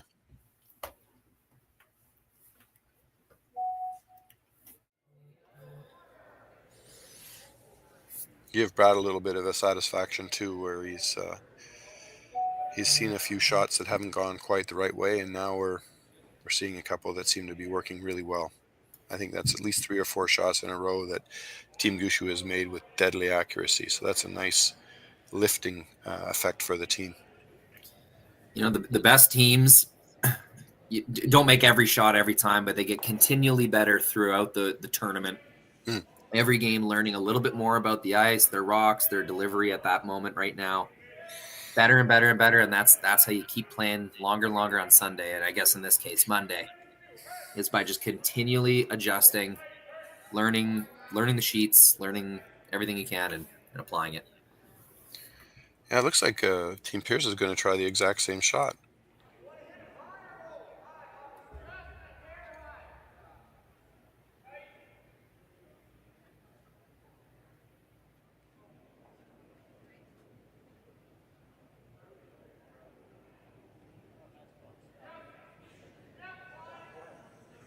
The key here is simply making sure you get rid of at least one red.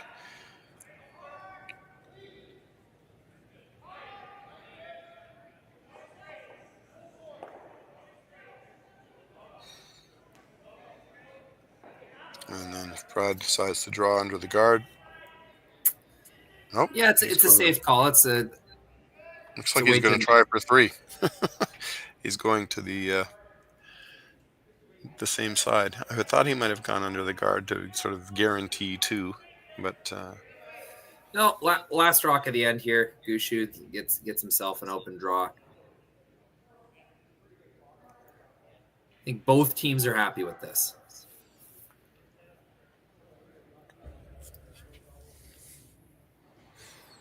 All right, sweepers, over to you. Put this rock on the tee line. A similar path to what he drew in the 4th end. Mm.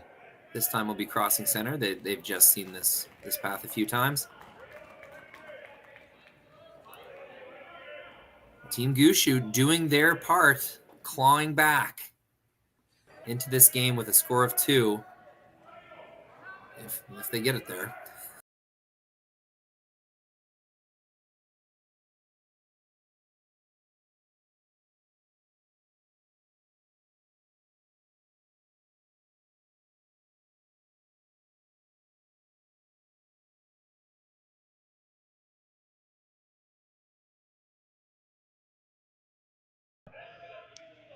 Welcome back. Just in time for a picking stone. Didn't even get over the hog line. No, luckily it's the team with hammer up one who doesn't really want any craziness going on, who's stone picked. But come to think of it, David, didn't the Leeds first stone pick 2 ends ago? He had to kind of give it a shove and a lot of rotation. That was the one that was just as we were coming back from commercial, and you're right, there was a bit of a extra shove and spin just to try and something. The curler felt something under the rock. Pretty sure that was his Now, first stone. have we got this over?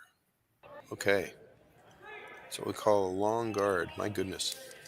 Well, double center strategy. The whole thing is you want to make a double peel really, really tough. So yeah, that's what that is. The sweepers were working awfully hard just to get it over the hog line. Good for them. That's actually one of the tougher shots you have to play, is a guard that just sort of drifts over the hog line.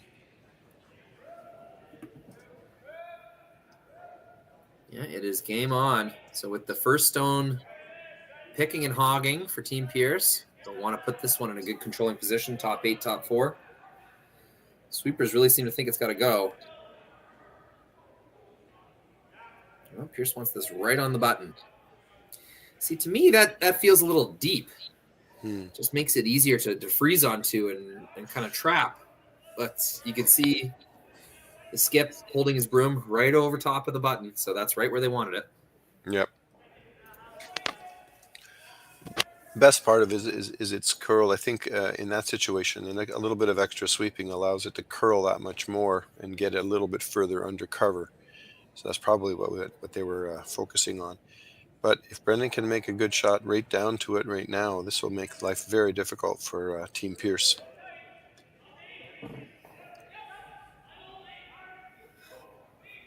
Line looks really nice. Oh, I may have spoken too soon. There we go.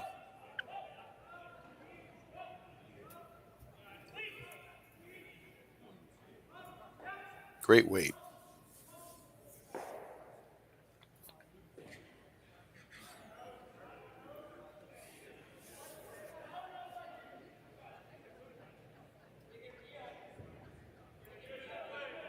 Big opportunity here. You can see Brent Pierce in the house looking at it going, well, we have this great big red just sitting there for us.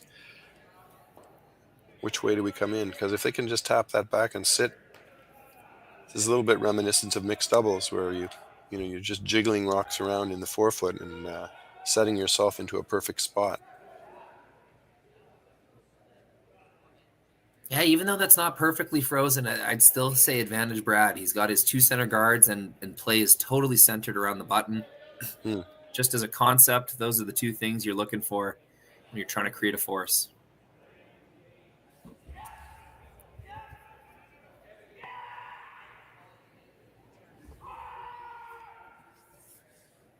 Game clock clicks to hour 2.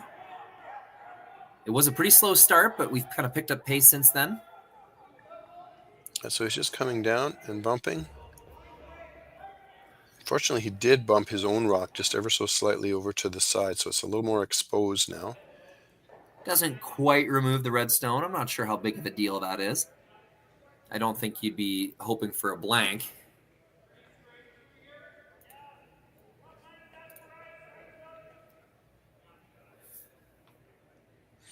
You can see the pocket sort of slowly being created that Gushue wants. Wants some rocks in the back of the button, back of the forefoot to draw to. That's the idea. Yep, and the idea here is to create another one of those with this shot. Around the guard. A little flop inwards towards the center line is going to go a long way. Tap that rock back into the back of the forefoot. Looks like it's not quite curling enough, but it still works quite well. Yeah, that's kind of give him half points for that. The red rock's totally exposed. It can easily be addressed. But it does get the rocks a little further back in the rings, which is the main purpose of the shot. Would have been really nice to keep his shooter right on the center line, though.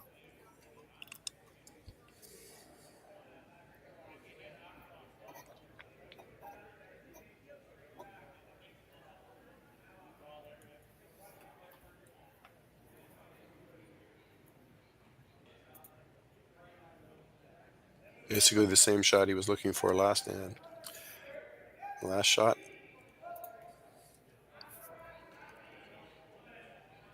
Just want to say Opportunity. again to our 1,800 viewers on YouTube, thanks so much for choosing to tune into Curling Stadium. We really appreciate your support. This is a really by the fans, for the fans kind of project. All of us do this just, because we love the game. So it's really fun interacting with all of you online, and thanks for tuning in.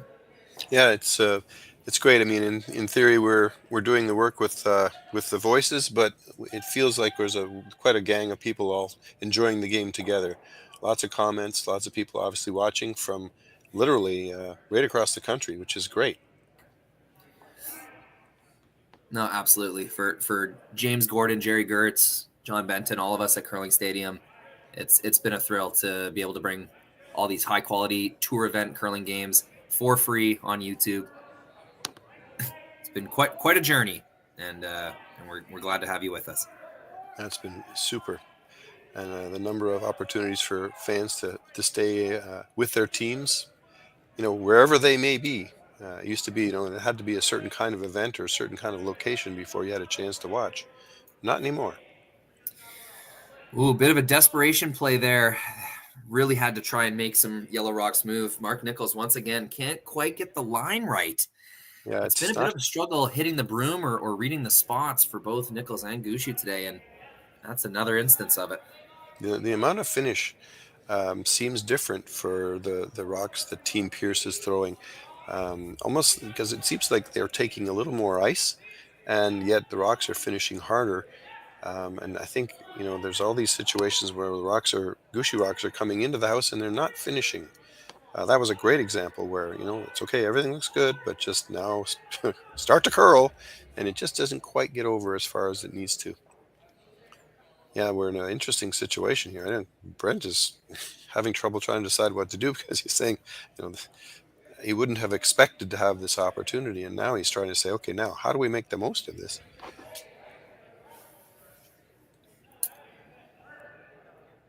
Yeah, it's an interesting one. It's not too late to peel. I know that sounds a little wild, but because you have such an advantage down the middle. But if you really, really wanted to ensure that you had a makeable shot on your last one, you could take on a peel. But I think you've got 3 rocks in the 4-foot and a really good chance to lock away that out turn side. You got to take it, don't you? I mean, I think so too. Yeah, it's it sounds funny because the two center line guards that were supposed to be helping Team Gushu get everything set up, and now Team Pierce is actually, how do we maximize the value of those guards? So it's an interesting scenario. I just got a comment in the chat. They're putting points on the board wrong. What is this? Yep, they use the baseball scoring here in Swift Current. Or no. Sorry, this is the traditional style, but they Yeah, might be referring to the funniness of a curling scoreboard. It's always entertaining trying to explain to a fan the first time how a curling scoreboard works. yeah, because that is a traditional board. So it is 4-3. Yellow has 4. Red has 3. Yeah, you hang the inning, not the score. If you're new to That's, curling scoreboards, yep. You hang the end, and the score is along the top, and the black strip.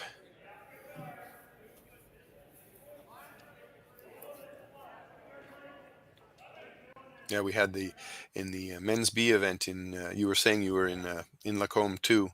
yeah. In the men's B event, we had the traditional scoreboards for the B games, and we had a couple of situations where the teams ran the score off the end of the scoreboard, and we were all standing around trying to figure out what do we do.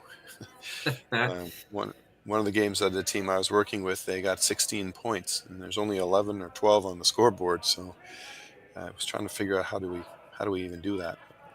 Yeah, I think the default's the way to do it is you kind of start over, you roll it over, start from one again, but that just feels wrong. You have to hang the number upside down or something. Yeah. Oh, neither. Wow. It's really a worst case scenario. Yep. Another wow. We need some wows in the comments. Oh, I got a weird, but not a wow. Oh no, whoops. A lot of W words. So what is Team Gushue going to do? I guess they have the opportunity to remove the yellows or just sit on them use them as backing. Definitely a draw. Yeah, I can't quite get my head around that call. How difficult it was to peel the low one, to get by and just get the low one. And you know, I guess it removes a certain element of danger, but just this result is so bad.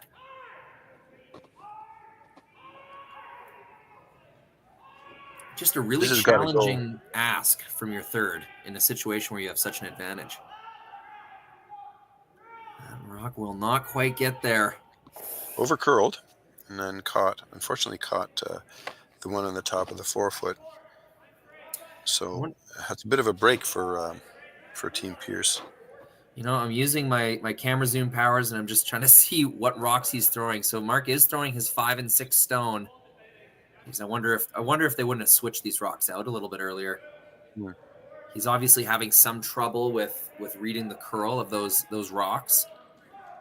I feel like they may have wanted to swap his stones earlier in the game. Once this started happening a few times in a row.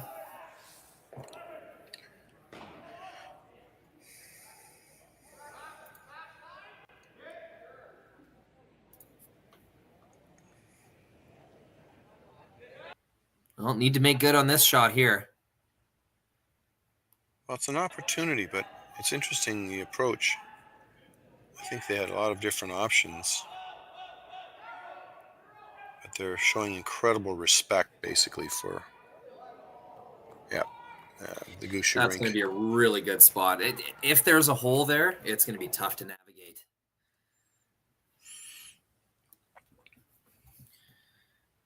Nice bounce back there, Matthew Blandford.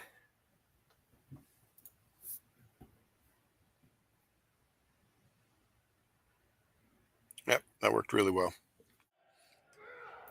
So, can Gushue get through the gap and sit? Or are we playing a hit and roll?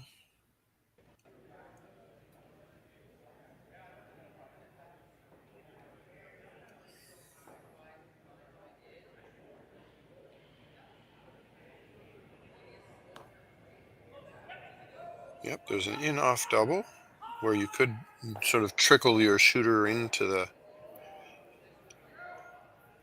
back into the pocket. That would be an amazing shot.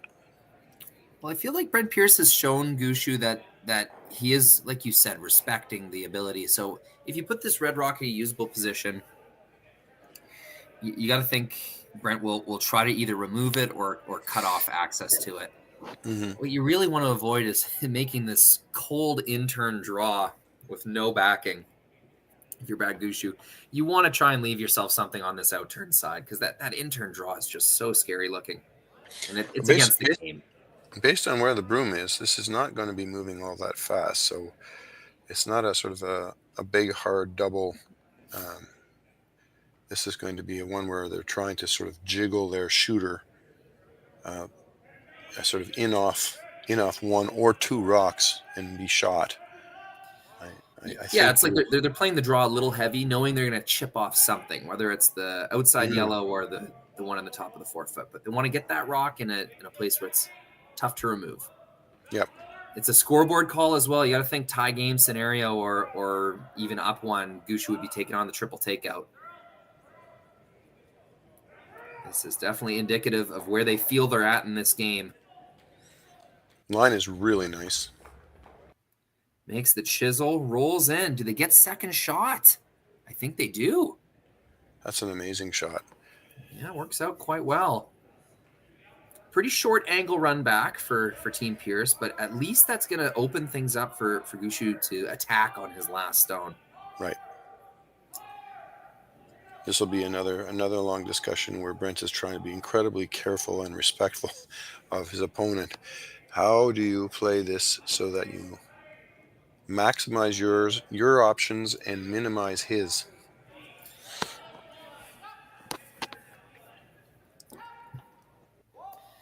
Yeah, I think you got to just shred it and leave that out turn freeze. Did Gushue poke the yellow stone far enough off the center line that there's an in-turn draw now. If we get that kind of head-on view, Connor, we might be able to see. The high guard makes it awkward. The high guard makes it awkward. It is just so high, and we have seen quite a bit of movement on that path. Mm-hmm. There is a chance he has an in-turn draw.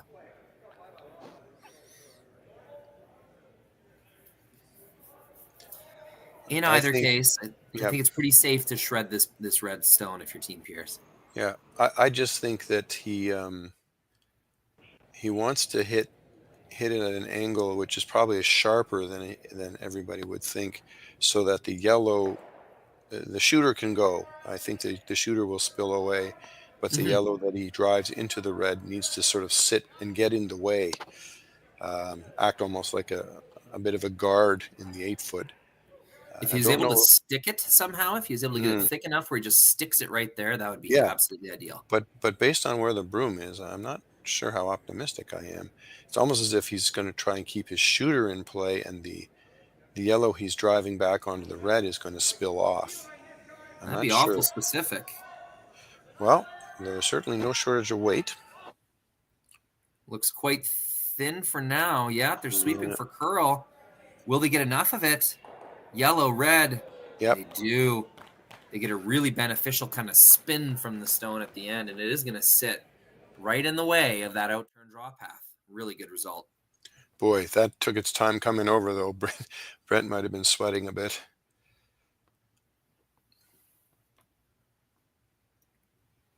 Keeping their composure, keeping their focus. This Team Pierce has been very impressive. A kind of dream start, getting out to a 2-0 lead. And they haven't spoiled it. They've been able to hang on to that advantage throughout the game. And another big shot right there shows that they're not going away. This is no longer really a Cinderella story. Can they do it? They are in the driver's seat right now. It is Team Gushue who has to make a really nice shot here just to give themselves a chance. Absolutely. I mean, this in a weird way, the game could be won or lost on this shot, because if Brad can sink one in there for shot rock that's hard to get to, he could end up stealing. But if it's available to be removed, Team Pierce could make a big number, and I think that will probably be it. Here we go.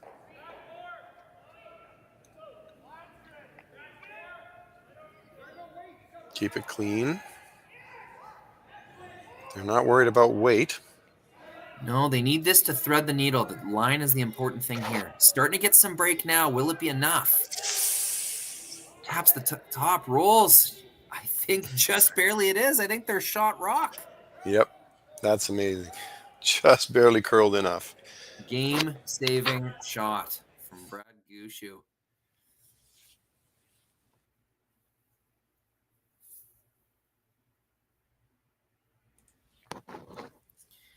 And the tricky part here is now, how on earth does Team Pierce respond? You know, it's some good sportsmanship during that replay.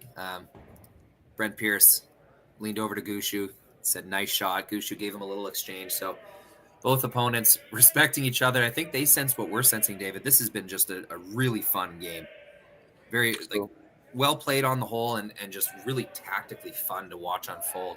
It looks like Brent has realized that his only chance to get rid of that red rock is to run the other red rock, the one on the center line, straight back, hit it on an angle, and hopefully spill the red. This is a really tough shot. I don't think there's multiple ways to make it, though, David. I don't think there's a ton of risk, because you really can't over curl. It would be tough to get the inside of nose of this one they're trying to run back. And even if you nose red on red, I think you still count your 4. You might be right. Absolutely.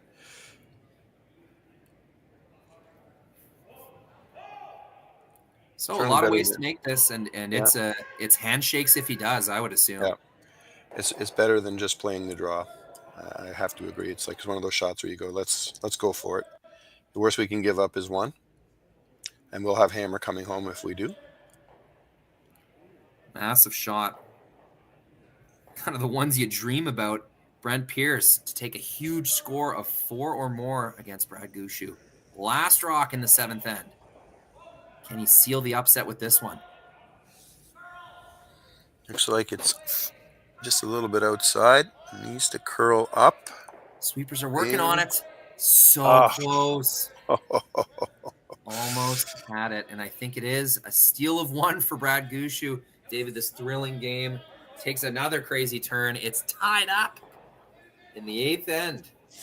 Someone is going to be winning the game here. I mean, I guess you could blanket and ruin my assessment, but we will have this incredible 8th end for you when we return on Curling Stadium. Welcome back to Swift Current. It's the RBC Dominion Securities Western Showdown. An incredibly entertaining game. Brad Gushue, Brent Pierce.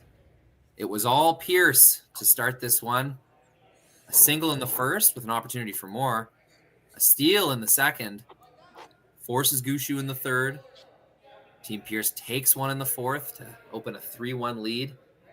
And then in the fifth, as Gushue gets aggressive with hammer, it is Team Pierce stealing a single point. Takes a 4-1 lead. You'd think they'd have it cased after that, but no. Gushue, a hard-earned 2 in the 6th end. We just watched a steal in the 7th. Could have given up 4 or more, but makes a magnificent chiseling draw on his last shot. Brad Gushue does to tie this game up at 4 points apiece. I'm here with David Wills, Connor Sims on the production, and David, it's been incredible. it really has. I mean, I originally started thinking, why I've got so many rocks in play, and it's all kinds of complicated. And then I realized we're seeing an amazing array of shots. It's just been fantastic. And so we're tied up, coming home. Team Pierce has the hammer, which is, I think if we remember the beginning of the game, they started with the hammer. So it's come full circle. We've got the center line guards all sorted, and now here comes Team Gushue with an effort to take control. So it's going to be very interesting.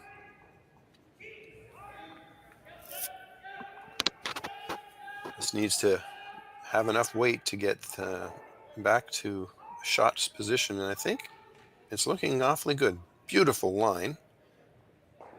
Oh. Just barely doesn't. It might get shot rock, but it's not a great position. They're hoping for a freeze there. It's a measure. Yeah, an angle freeze or draw in behind so that it's undercover. But right now, well, looks like Brent Pierce is he's now in a position where he can start clearing guards. A 5 rock rule, and we've had 5. So here comes some clearing and an exchange of peels and guards to see how we can open things up.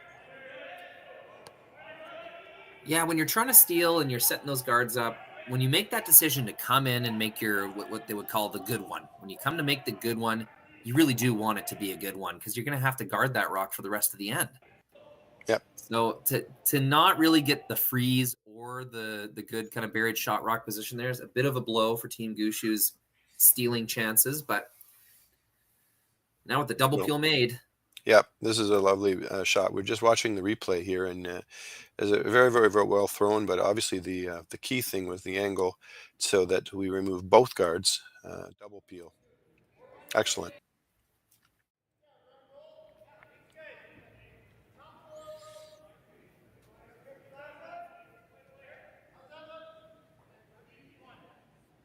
And we're just replacing the guard. The line looks really nice.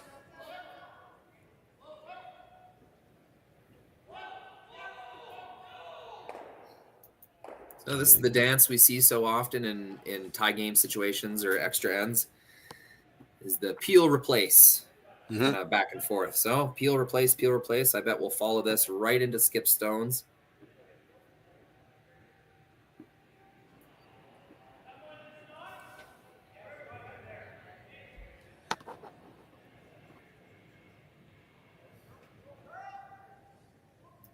Oh, just barely.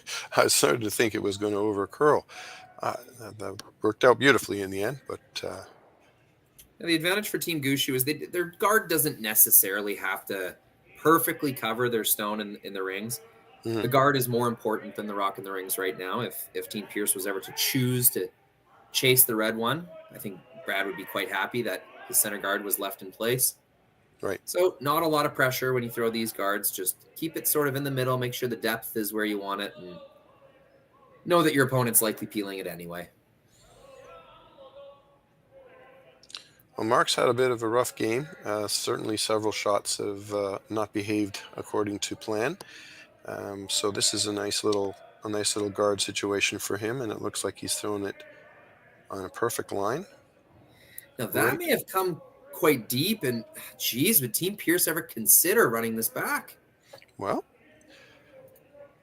I think the good news is he can throw it down this line, and if it ends up peeling the guard, that's fine. And if it over curls and comes on over and allows him to run back and get rid of two reds, no harm done. Looks like the call was the single peel. Mm-hmm. Perfect. Geez, I would have, especially if that red rock is shot, I would have been really tempted to take on a run there. Yeah, I think the problem with the run is you're going to leave a guard, so you have to remember if you better be perfect. So I think this at this point, well, we have, I guess, 3 rocks for each team. So Problem with most run backs is that you'll leave a guard. I guess I'd be so tempted in punishing them for coming deep, knowing that as long as I hit high side, I can still make the run back and roll quite a bit of ways off. Mm-hmm. But nothing wrong with getting rid of that center guard. So what are the boys considering here? This is interesting. It's a bit of a conference going on. The 3 rocks to come. Tapping the yellow back, corner freezing on your own red.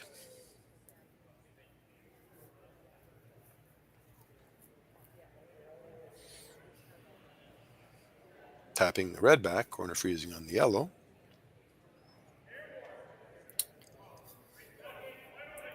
Yeah, you can see Gushue signaling to the pocket.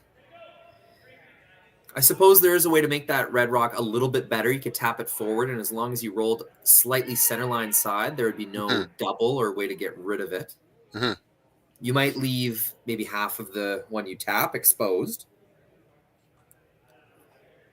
Seems a little early for any of this, in my opinion, David. I think it's a tricky situation. You're right. I mean, when and where we could throw another guard, and then what is yellow going to do? Because if yellow comes down, if we have a centerline guard and they decide to bump their own straight back onto the button, and there's a little bit of cover, we might be in a tough situation. So it is a tough point. When do you decide to go for it?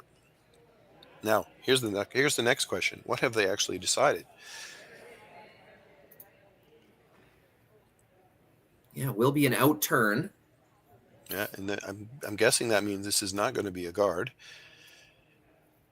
No, this looks like an ice for a tap. I bet they're tapping the centerline side of their own red, I would think.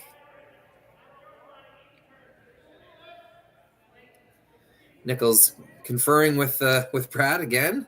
You want to get this right. If you're playing into the rings here, this needs to be a very precise shot. Yeah, they're bumping the yellow. Oh, we're coming the other way. They're bumping the yellow and trying to keep a slight corner freeze of the 2 reds, so that hitting the reds will keep at least 1 red in the forefoot. So we're trying to bump this yellow back, I'd say, to the back of the forefoot.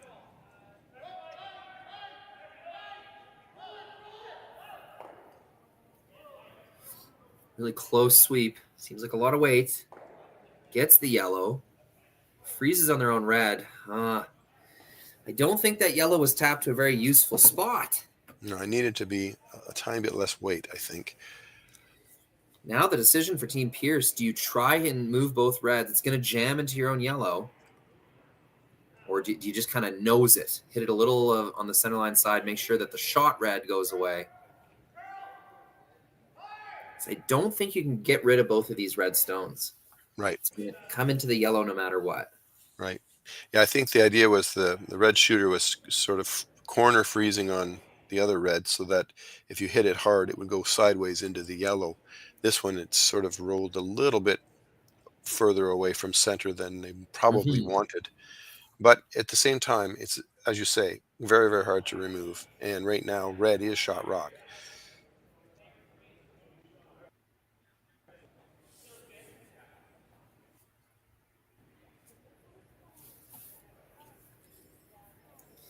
Yeah, Victor Lee chiming in on the chat. He says super blast, and maybe the red top one spins up and out.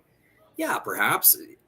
Even if it doesn't spin up and out, just kind of out of the way would probably be good enough for Team Pierce. With all the finesse shots they've been making all game, it probably feels funny to try and come down with a real heavy shot. But yeah, Victor might be right. Not a lot of risk in trying it. No. Well, they have 3 to go, to Gushue's 2. So the other consolation is right now there are no guards, and so there's access to something eventually. Alrighty, based on the ice, I think we are going to see, as Victor puts out, a super blast. Both reds go, probably, maybe even 2 yellows go. I don't know if this is as much weight as I would have expected. Or the curl, or the turn that I expected. So they're just going with the single hit. That was one of my first instincts when I first saw that scenario. It does create some troublesome overlap. But for now, Gushue is not shot rock. And with no center guard, it's a pretty lonely red in the rings. Any little slip up by Brad's going to leave a double opportunity to, well, Yep. Well, with this overlap in the top of the rings, I feel like Brad's always going to have somewhere to draw. Might have a back 4-foot draw, but he'll be able to put it somewhere that's going to be tough to chase. This is a simple little just off nose tap, and then see how Brent responds, and then yes, as you say, I think we're going to have, well, at least 1 or 2 different options for Brad on his last shot to try and challenge. First things first, we need a perfectly thrown tap to bump this back into hiding and keep his red shooter in front of the 4-foot so that it sort of is in the way.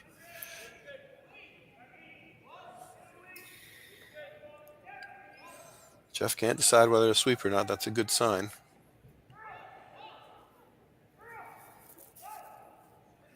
Don't want to push this too far back. That'll be just fine. Although a nose double gets rid of both of them. Would have been nice, I think, to have that knock it just ever so slightly further on an angle. But I think, as you say, there's always going to be some kind of double. Yeah, the further you could have sort of shoved that rock to the side of the 4-foot, the better the angles are for you. But I didn't really see them sweeping to keep it straight. So that must be right where Brad kind of wanted to put it.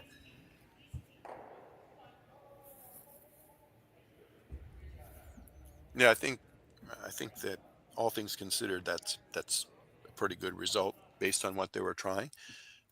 It does make Brent think, and he's definitely got to try to do something about this situation, because right now, A, red is shot, and B, the 4-foot is relatively blocked. So he wants to ultimately make sure he has a chance to earn a point with his last shot. Would you ever hit your own Yellowstone into the 4-foot? Yeah, I mean, this is a thing. He's if he, for example, let's say he makes the run back double, that leaves Gushue a draw to the button.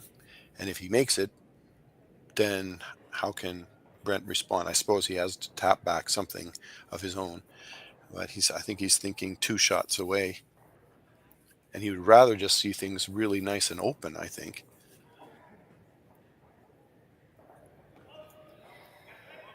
Yeah, the red double seems like the natural choice, but that can go wrong as well. You hit that just a little too high side and leave a red in the top of the 4-foot. That's not a good result. Also, if you overcurl a little bit and miss the double, leaving the current red in the top 4, that's not a good result either. Right. When you raise your yellow, you're much more likely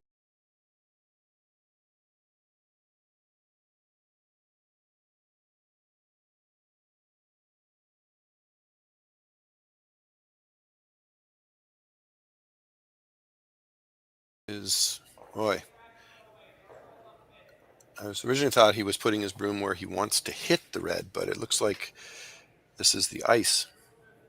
Full crowd here, Swift Current. I'm glad they got such an entertaining game. Yep, and the other games are all done, so everything's focused on this one game now. It looks like we still got sheet 5 out on the ice, but Oh, do they? Oh, okay, I can hardly see it. most of the games are done. 3 of the other ones are complete for sure. You can see the ice crew in the background, eager to get started. Yeah, this game's gone on a bit.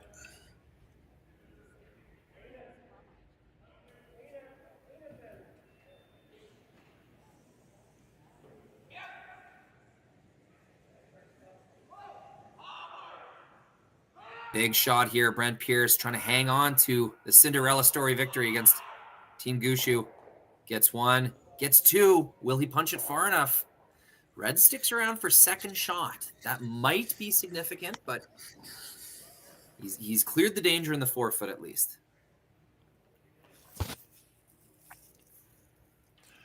I think the draw, this is the thing, he's left this sort of this little 3-rock wall at the top of the house. If Brad can draw under it and sit shot rock, that'll make life difficult for Brent. Now, would you ever want to put this kind of behind the tee line? Would you ever want to put this behind the tee line, knowing that there's so many runs or taps, angle runs? Mm-hmm. Do you want to force Pierce to follow you in an in-turn draw, or does this need to be above the tee line, make sure that there is no kind of draw tap? I like sitting on the pin. That's my instinctive reaction.